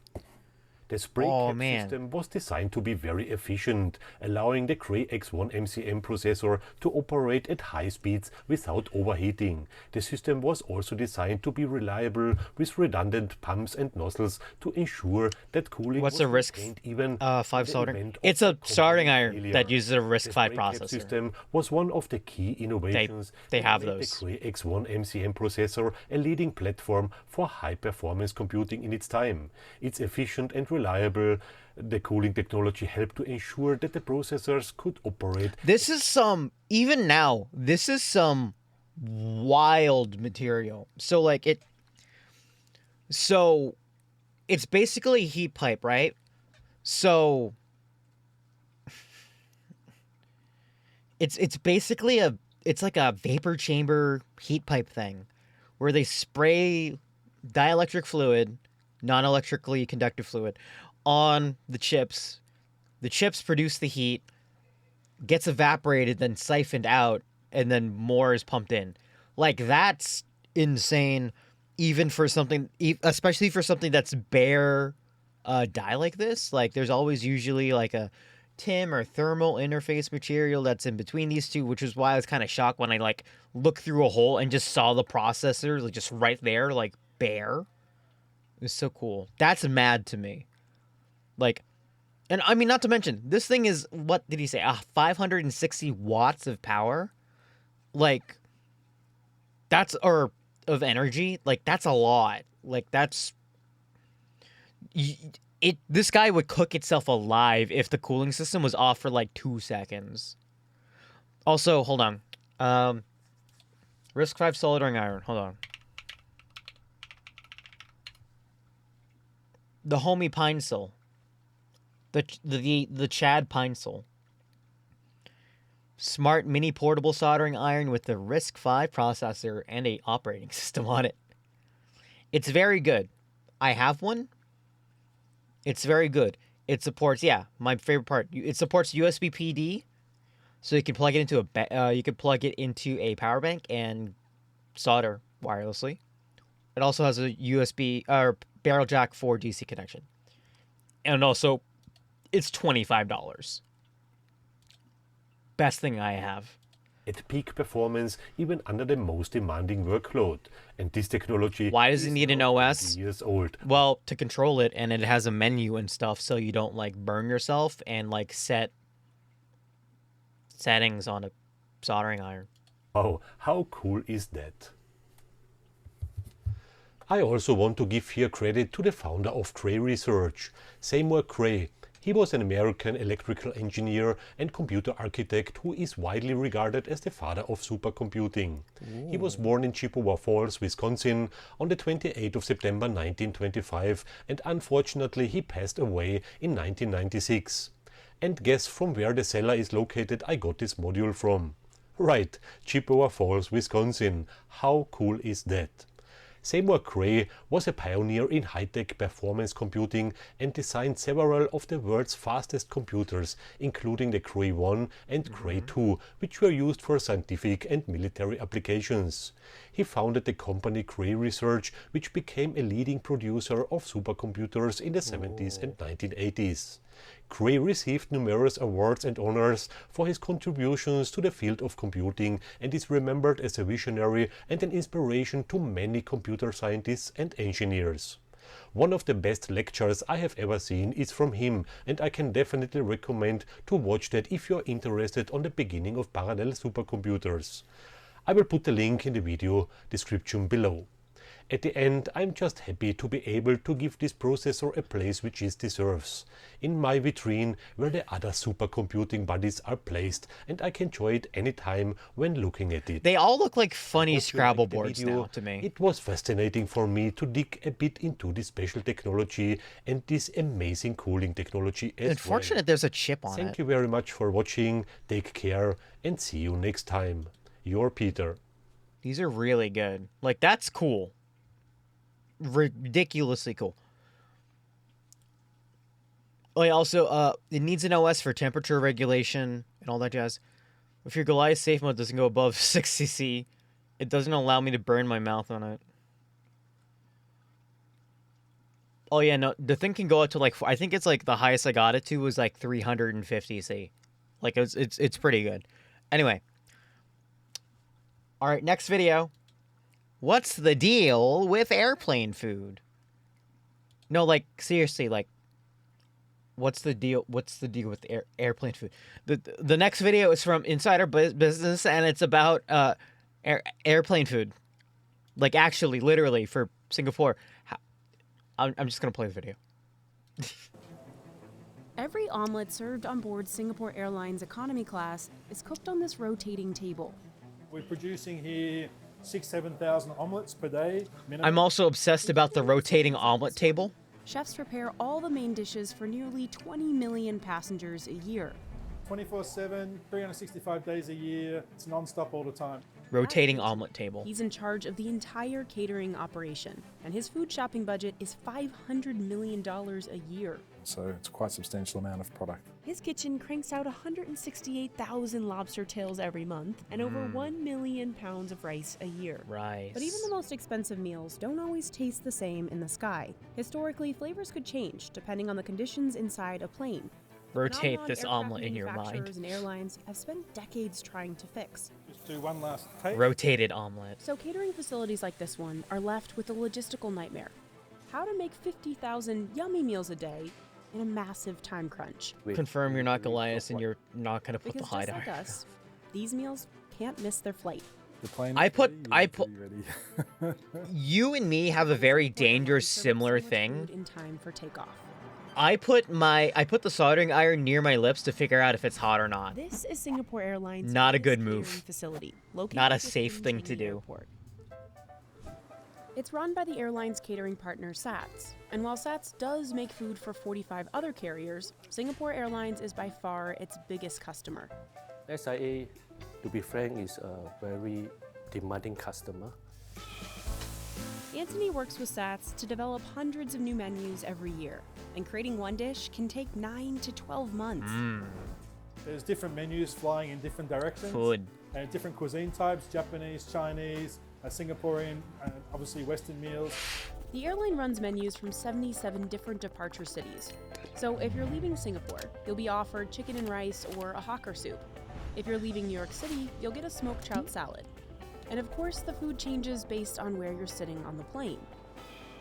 In first-class suites, passengers have the most options. Look at that caviar and lobster thermidor to beef tenderloin. Caviar. In premium economy, flyers have just a couple choices, like this nasi kerabu, because the airline cooks it in bigger batches. Doesn't look No bad. matter the cabin, It comes with they try to Haagen-Dazs. include a protein, vegetable, starch, and a sauce in each dish. Sauce. Before anyone can get to cooking, they need to suit up. They wash their hands thoroughly and step into this air shower. To remove hair, dust, and anything which may provide opportunity inside the facility for contamination.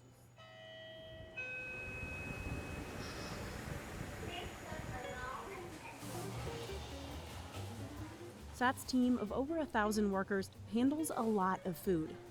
Easily, one day we can have about 800 to 1,000 menus running. They usually start 1,000. cooking meals 24 to 36 hours before a scheduled flight, and it's all broken down into stations. It's like a restaurant. You have a salad section, you have a dessert section, you have a Tenderloin always makes me think of a mouth commit crimes. In the against premium kitchen, they're grilling meat, What? like this filet mignon, for the first and business class. Essentially what we're doing is we're cooking the meal about 30-40%. If they cook the meat all the way through now, it would be really overcooked by the time it got onto the plane. So chefs depend on flight attendants who finish cooking it in the air. They just apply residual heat of about 150, 160 degrees in our aircraft ovens.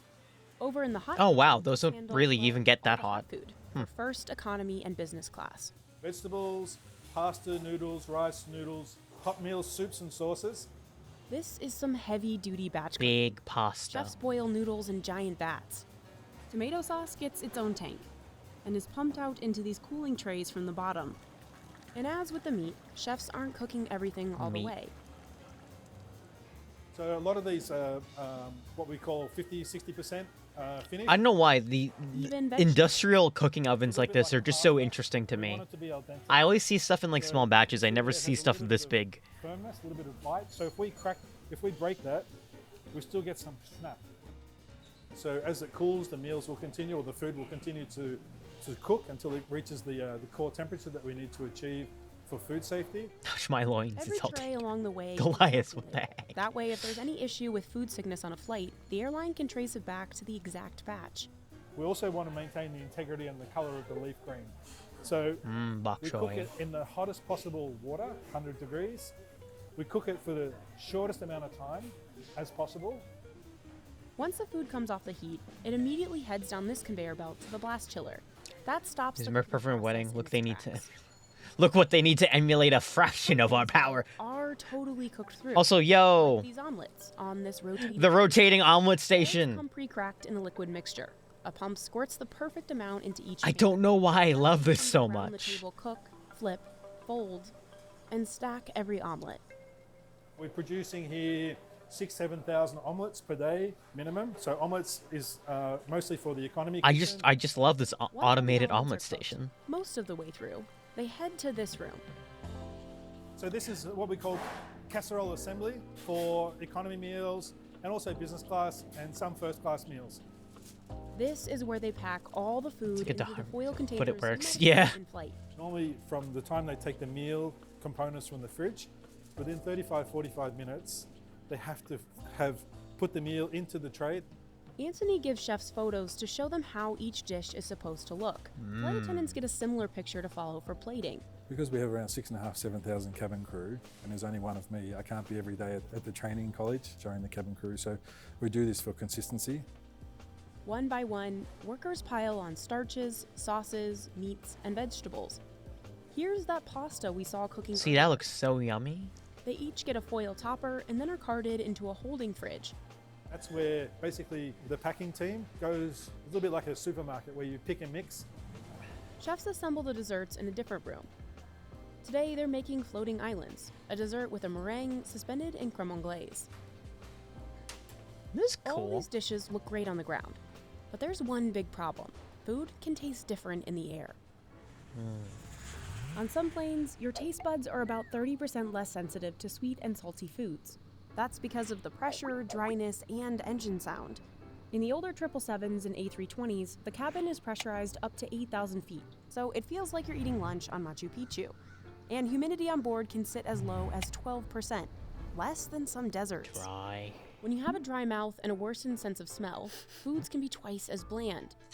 So historically, that meant airlines loaded on salt for you to even taste the food, sometimes leaving passengers feeling bloated. But in new planes, manufacturers are making conditions on board easier on your body. In the A350s, A380s, and 787 Singapore Airlines flies, cabins are pressurized up to 6,000 feet. So instead of Machu Picchu, it feels like you're eating dinner in Denver. And because new planes Remind me never to eat in Denver, Colorado. are made of more carbon fiber, it's possible to increase humidity to about 24%. When you have more moisture, Theoretically, does this mean that theoretically the food in Denver, Colorado tastes worse than food at sea level? in the cabin space, your sinuses and your body is not dehydrating as quickly. And your taste. and The your palate- Denver, Colorado, the worst place to eat food. So flyers can taste a lot more these days, making it easier on chefs like Anthony. There's no additional salt, pepper, no additional salt.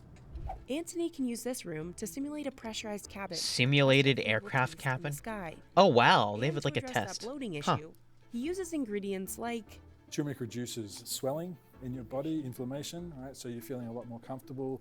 Ginger is also for sleep and rest and relaxation. which leaves just one more hurdle: reheating the food. Flight attendants only have small ovens to work with on board. So how do chefs make sure their food still tastes good? Well, cooking halfway and moving quickly helps. And they avoid dishes that don't travel well. We try not to do things that are deep fried, for example. Chicken wings, it doesn't stay crispy, and none of us really like to bite into soft French fries. Valid. They also stay away from thin fish, like sea bass. A fish which is a bit thicker, a cod, a salmon, they stand up much better to in-flight experience. Oh. After all the meals are assembled, I guess the they food finally disintegrate. meets up with the carts you see on board. So we have here the tray assembly area. Elevators bring clean trays, cutleries, and dishes upstairs. the silverware elevator. Yeah, it's like it's a deluxe ride, for your cutlery.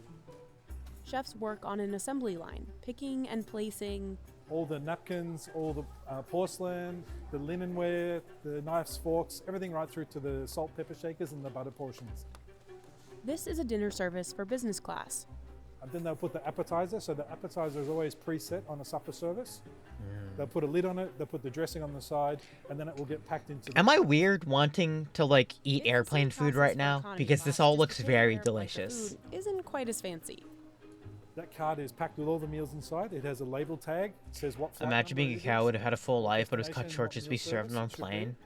This helps cabin crew know what's inside the carts without having to open them. That's that kind of If you open stinks. it up, that document there will correspond with what meal goes inside. So here we have porcelain, here we have the glassware, and then that will correspond then with the meal types that come in from the meal pack inside. Those carts take a ride on another elevator. Man, those carts are always so Loaded on the small. flights usually within an hour before takeoff. The food is fresh. Well, relatively Every team fresh. along the process has to move extremely fast because all the food has to be cooked, assembled, and eaten in flight within 72 hours. So we never want to exceed 72 hours in terms of food processing. If Yeah. the team goes over that time limit by just an hour, they exceed food safety requirements and can't serve those meals anymore. This meal will be on a plane tonight. Yeah, food safety is serious. So this production probably occurred yesterday.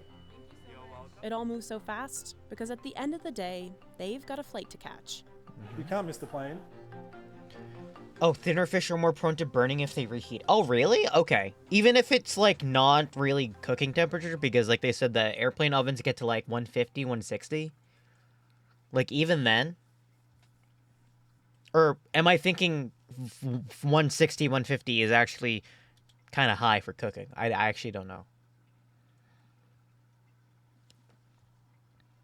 Okay, hold on. I'm trying to figure out another last video that might be short.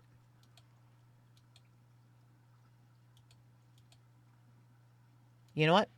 You guys were good. You guys were nice tonight. So as a result, we're gonna watch a video about chalky milk. Like seriously, it's like about chalky milk. What is 150 in proper units? Hey Google, what's 150 degrees in Celsius?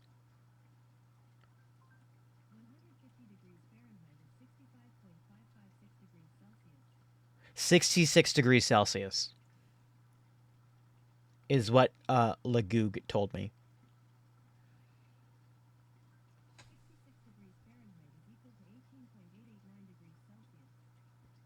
Thank you, Google.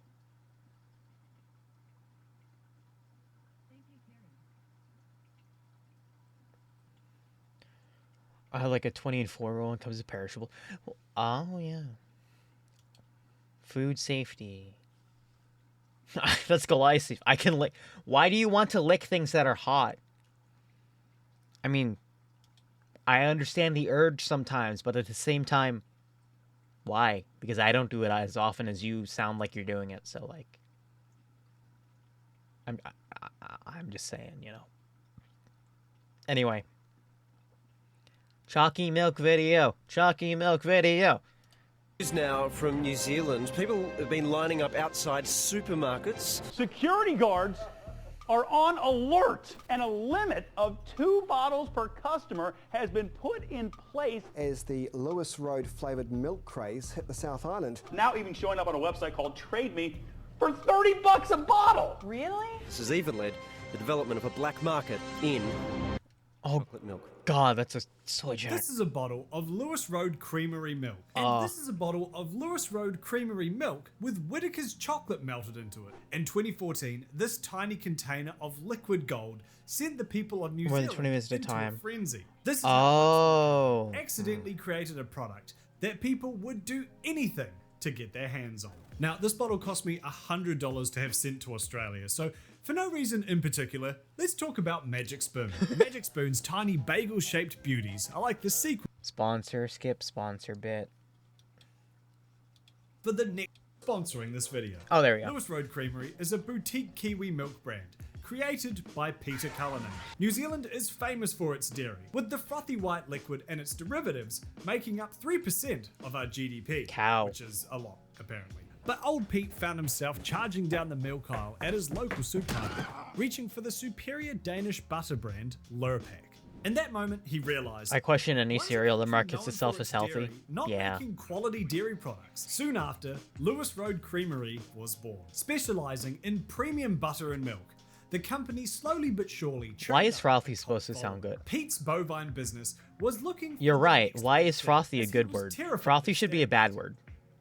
Because that would make cheese. Whittaker's is I'm thinking about it now and I'm disgusted that's internally. been making mean-ass chocolate for over 100 years. Considering a majority of my audience is American, and you guys like chocolate that's made with stomach bile, the chocolate bar is pretty low. But I can safely say that Whittaker's is easily some of the best chocolate I've ever had. After Pete Frothy sounds like moist. with an ad campaign, he pitched the idea to them of having Oh, it small man sounds chew up bars bad. of Whittaker's chocolate and spit them into bottles of Lewis Road milk. In May of 2014, the Lewis Road Facebook page posted a proof of concept, testing the waters, or rather the milk, to gauge the public's reaction. Although this picture looks closer to Jenkem than a final product, it did produce a flurry of comments asking for this to be made reality. Oh, as well as a bunch of nerds asking them to not make sugary junk. A few months later, in September, their page shared a post teasing the final product. Cannot wait to have this against my lips. My favorite drink made with my favorite chocolate. OMG, don't mess with us.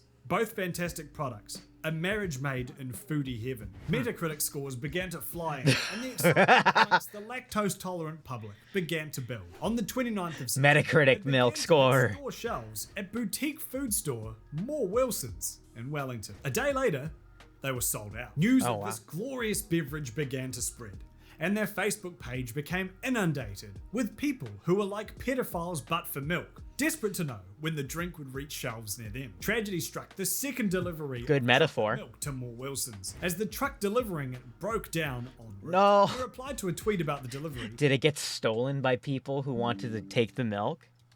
Twitter user Crystal said she almost felt like setting up camp in your parking lot to wait for the delivery truck. Lol. Lewis Lol. replied, apparently, some already are. It had begun. For a second time, in less than a day, New Zealand did not got milk. At this point, Lewis Road was producing about 1,000 litres of milk, which is only about 1,300 of their 750ml bottles, or around 3,300 of their 300ml bottles. The tiny 5-person company was blown away by the popularity of their brown milk. Yo. Their marketing budget was paper thin. Yo, we got the artisanal milk.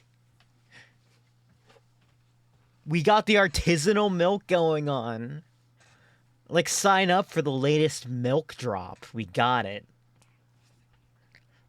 It's like, I feel like this is like slapping a Supreme logo on a milk bottle and like dropping it in like California, like in LA for 2 days.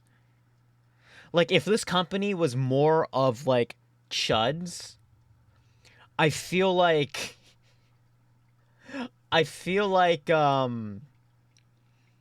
they would sell like chocolate milk NFTs or something. This is just the shit Japan does. Well, at least the thing with Japan and its regional food is that it's available like all year round. And it has enough quantities that it's like not bad, that it's fine. This makes me think of the fish on SpongeBob who screams chocolate. Yeah. Chocolate! Chocolate! Yes, with or without nuts. NFTs in their bottle caps? No, they would be NFT bottle caps. Anyway. With the hype being generated by word of mouth and social media. Oh, it no. Seems quaint now, but back in 2014, brands were still trying to wrap their heads around this newfangled two-way advertising medium. Before brands like Wendy's discovered that you can convince people to have heart conditions by calling them slurs on Twitter, brands like Lewis Road were experimenting with the same core idea. That would technically be relatability. Staff would reply oh my god, to they're Facebook and pogs. Twitter comments with genuine human responses that didn't sound like they were copy and pasted from some customer support guidebook. This helped prop up the idea that Lewis Road was some small, passionate grassroots startup. In stark contrast to the cold and corporate milk startup. Milk startups. Extreme milk brands, even if this sometimes backfired. Unfortunately, no. That's what Pog started as, milk caps. Make cows squirt out their beautiful I feel like we've gone like full circle. And the team still struggled. We've gone full circle. In an attempt to ease the pain of if you win a Pogs tournament, are you the Pog champ? Yes. Page to a daily list of stores that would you are the little Pog champ. While they would later regret this, it at least took some of the pressure off them, even if that pressure was instead dumped on store managers, who now had to deal with a bunch of cream-craving Karens asking why the delivery isn't here yet. The public was getting desperate. Someone just took the last choc milk by Lewis Road Creamery out of my trolley while I had my back turned. Bruh. Hashtag no lie. Hashtag this is ridiculous. Finally got our sticky fingers on some Lewis Road Creamery and Whitaker's chocolate milk after at least 10 empty-handed. What is this avatar, Katie? Why are you posting on Twitter? Supermarket trips. Breakfast TV presenter Maddie McLean graced us with a proto soy jack. That is just a proto soy jack. TV presenter Maddie 2014 with a proto soy jack. Primordial soy jack. In this case, I guess. Ground Zero for the milk fiasco, more Wilsons, had posted on the 17th of October that people had begun queuing at 8 a.m. in preparation for the 8:15 delivery. Why? Which they then sold out of the trolley in less than 10 minutes. At the New World Supermarket on Queen Street. It isn't even soy milk. It's just chocolate milk. Only for someone to pull the fire alarm, requiring them all to evacuate. Oh my god. Purchase limits of 1 to 2 bottles were brought in place, with security guards supposedly being hired to enforce them. Lewis Road founder Peter Cullinane was quoted saying, "It's not fabulous to have a situation where you have to have security guards in place." Still, others dispute the authenticity of these claims. Jason Whittyheader, the operator of New World Supermarket in Freeman's Bay, claims they were New World it never happened. There were just staff members there making sure that people didn't take more than they should. Others believed that Lewis Road hired these milk minders as part of some 4D chess marketing scheme. Despite purchase limits and security guards defending the milk with AR-15s, it was still near impossible to get a bottle without camping out a delivery. People were getting even more desperate. And where there's desperate people, there's someone equally as desperate ready to make a buck off. Oh, here we go. Let's go. Of a store in downtown Auckland charging a blistering $30 for a 750ml bottle, 5 times the regular retail price. A Reddit user posted a picture to the New Zealand subreddit claiming to have bought a counterfeit bottle of this dumb bull. Counterfeit milk. Real Lewis Road bottle. It's one of their regular milk ones, not the chocolate ones. This unverified post implied that people were filling counterfeit milk milk bottles with chocolate milk in order to pass it off as the real thing. A spokeswoman for Lewis Road expressed their fake milk. For the what was it actually? Well, no, it was regular milk bottles. Hold on, what was it? It was regular milk bottles filled with chocolate milk. A Reddit user posted a picture to the New Zealand subreddit claiming to have bought a counterfeit bottle of this dumb bullshit. While this is a real Lewis Road bottle, it's one of their regular milk ones, not the chocolate ones. This unverified post implied that people were filling the easily obtainable milk bottles with chocolate milk in order to pass it off as the real thing. Counterfeit. For Lewis Road expressed their concern for the potential bootlegging operation. "We don't support people making and selling counterfeit versions of our product, as this could be a potential health risk to customers. Seeing the opportunity to turn money into some more money, A few of the lucky people who got their hands on the milk began scalping it on Facebook Marketplace and auction website TradeMe. Selling. Serious buyers only. $30 each. Pick up on Cuba Street. Mint condition. One is brand new. The other one I opened. We got milk scalpers now. I promise I didn't backwash. PM me for other details. I had a little sip, but I didn't backwash. Most likely taking the piss. I can assure you that Mike wasn't when he put up 3 750ml bottles for $60 and sold them. Plenty oh my god. Listings like this one with a $2,000 buy now didn't detract from the many real ones that were selling from anywhere between $25 and $30 a bottle. I should note that all of these shenanigans were happening in the North Island because Lewis Road was such a small company that they hadn't even made it to the South. This didn't stop two Christchurch dairies from smuggling some supplies over the Cook Strait. The smuggled milk could pose a health and safety risk, as there was no guarantee the bottles were refrigerated. It's getting better. Down. It has asked both dairies to stop sourcing and selling the product. Smuggled milk. Even managed to show more conviction than 6ix9ine when he refused to rat out who he got it from and how much it cost. Yo. Folks who were desperate to try the milk by any means necessary turned to make it. This seemed easy enough, as the official ingredients were only milk, Whittaker's chocolate, and cocoa. Oh, but it's not the same, is it? People weren't just buying it to taste it. They were buying it to say they People were really uploading videos in Unless you're from New 1440p. Zealand, You're probably wondering what all the fuss was about. Before we look at the product itself, it's important to look at the culture surrounding it. 2014 was 17 years ago after all. Feeling old yet? Having clawed our way out of the global financial crisis, the average Joe had begun to spend again. Treats, luxury, and decadence were back on the menu. And nothing screams decadence quite like 400 calories in a $4 bottle of chocolate milk. Chalky. Hipsters too played a role, as the culture of bespoke artisanal products being Oh shoot. by fuckwits. Oh no, I was joking. As GTA 5's I was joking about the artisanal milk. No. Are a hipster. What? A growing culture of supporting your local instead of sending your money off to some no doubt Australian mega corporation was starting to take root. Whittaker's and now Lewis Road were both iconic Kiwi brands that New Zealanders had been enjoying for years. The quality of both was well established. You were supporting local businesses, and you felt like a fancy wee lad by buying boutique. Of course, the scarcity didn't hurt either. As we saw during that cold that went around recently, the mere mention that toilet paper could possibly maybe be sold out in the next few months or so is enough to send shoppers into a frenzy. Sugar milk is just as susceptible. Oh, here we go. And those of us who like a bit of nuts in their chocolate believe that this scarcity was artificially created, something that Peter Cullinane denies. So the shortages, hand on heart, they were not designed. They were simply a result of GVD having a small bottling plant that simply wasn't geared up for the sudden demand which came in.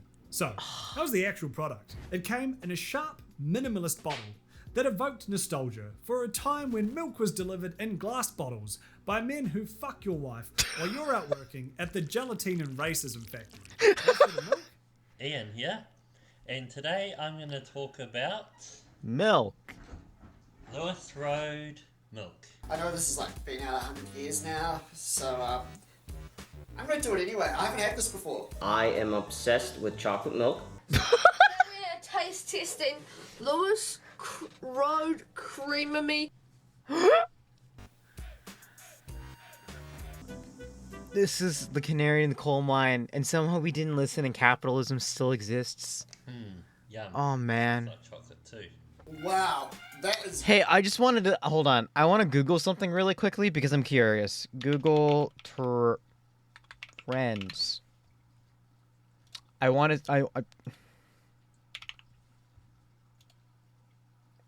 just so curious.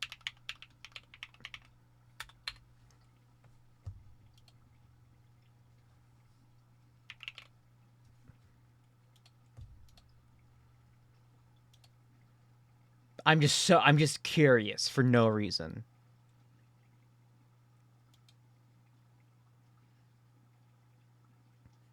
Come on. Oh, actually, speaking of, what happened in... hold up. What happened in August? What's this? What is this spike? This isn't even in the recession yet. This is like 2005. Maybe, hold on. Maybe chalky milk isn't the right... There it is! First off, what happened in 2004? And if we keep going, 2013, 2014... There it is! October! We found it! We found the spike! And then it's been down ever since.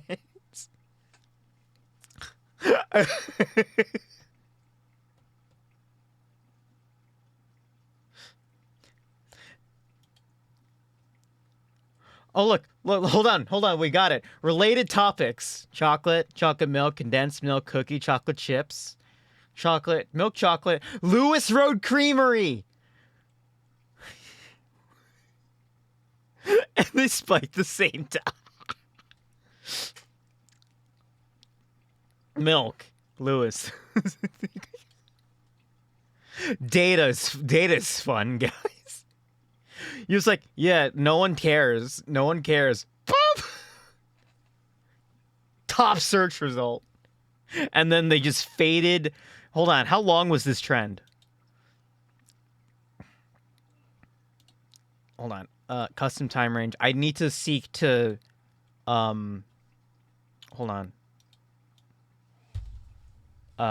One...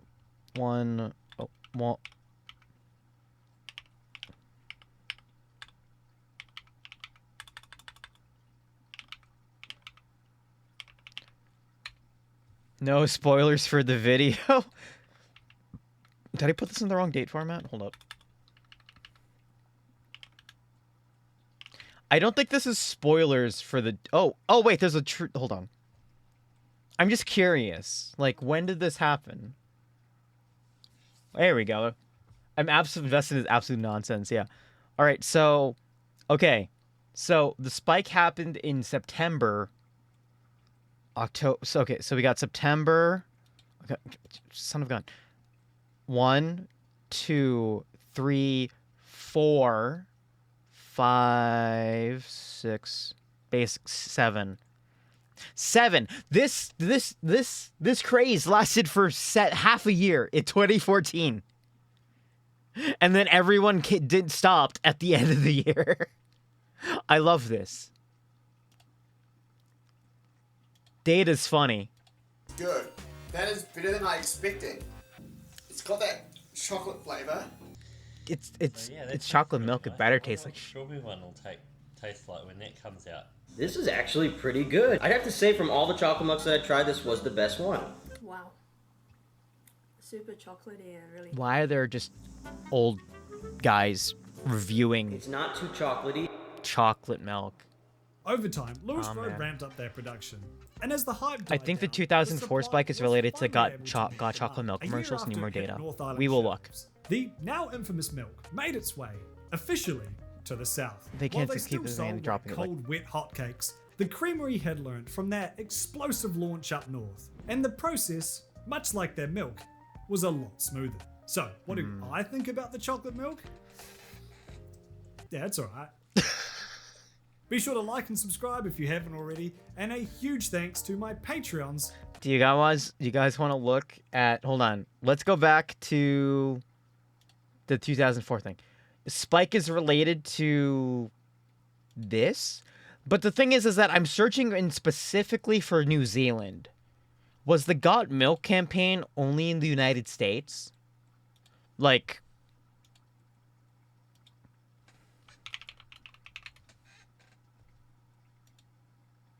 Yeah, see, this is in New England, and now if we, like, let's change this to chocolate milk. This isn't just in New Zealand. Like, what is this? What's this spike? Yeah, and then,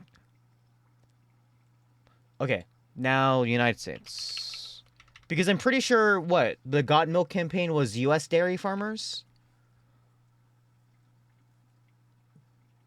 What the heck? Yo, what this is? Hold on, wait. The Got Milk thing was basically funded by the Agriculture Department. Yeah, I was close enough. Okay, so... Why milk? Got milk, Aaron Burr. Got milk shirt, got milk meme, out of milk. Milk money, got blue milk. Goat milk. Hey, I'm curious. What is this? I'm scared of what this is. Okay, so we got the Got Milk campaign, and then they stopped, and then chocolate milk just got more popular. 5 a day was basically packed. Huh. Yeah, look, hold on. When do these spikes happen? Does it happen December every year?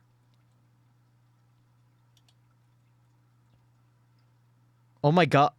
Yo, guys, these spikes in activity happen every single December. And this is North America, so everybody starts searching for like hot chocolate or like hot milk chocolate or something. Data's neat. Because, hold on, I want to see something funny. That's not the thing.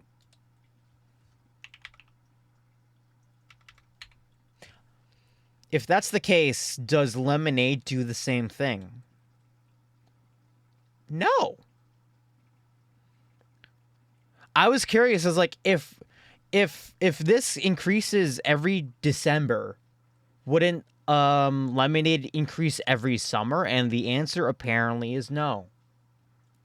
Cadbury had a... Okay, hold on. What's the what was the sus Cadbury commercial? We'll see it. We'll watch it. Cadbury. Oh, dairy milk. Is this it? Is this it? Is it the one with the gorilla? If it's the one with the gorilla, I think I can't play it.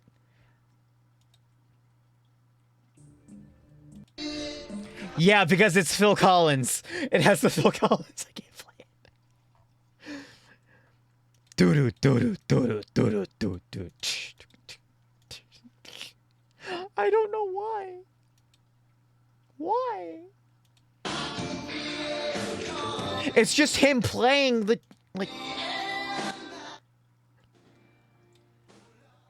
like that's it. He's just doing the opening to Phil Collins' lovely song. What is the ad? Okay, that's...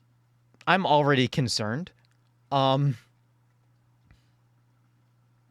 don't know why. I just remember this one the most.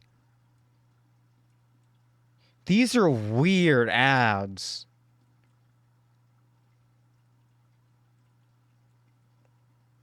Why are there aliens? Okay, I'm scared. You know what? I'm scared. Let's watch that.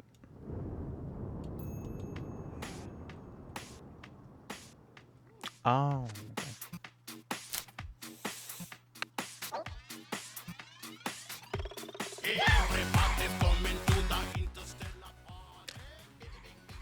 Okay. Okay. So is the joke that it's out of this world? Is that the pun? Let's steal the humans' chocolate supplies.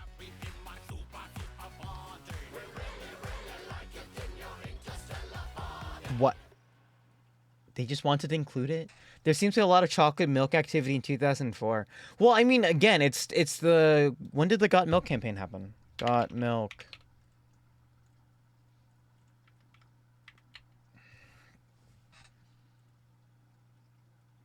$1993, 1995. Is that Lin-Manuel Miranda? Hold up. Yeah, oh, this was the 90s. Why is 2004 the thing? Oh my god, Mario's drinking milk. Neat.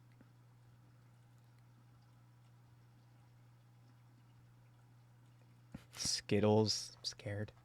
Okay. I think we're out of time, unfortunately. We got through a lot of videos. Thank goodness. But it is kind of time for me to sleep, unfortunately. So let's just get out of here. Anyway, thank you guys very much for tuning in. I always appreciate it, and I always appreciate you guys visiting and, you know, learning a little bit with me. Just a little bit. Let's see who we can send you guys over to while I go and start prepping to fall the heck asleep. We got... see here.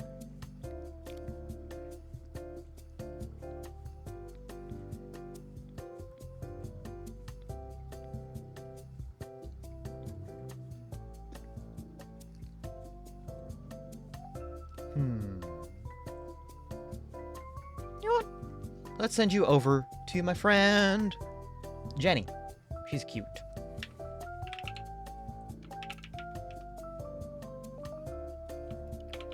She's a little little old OL VTuber. She's lovely. Just, of course, no, I never really do raid messages, so just be nice, of course. Make sure you guys save before you go. Tomorrow's stream is going to be Tetrio practice. So if you want to see me get really sweaty and ranked, you can tune in.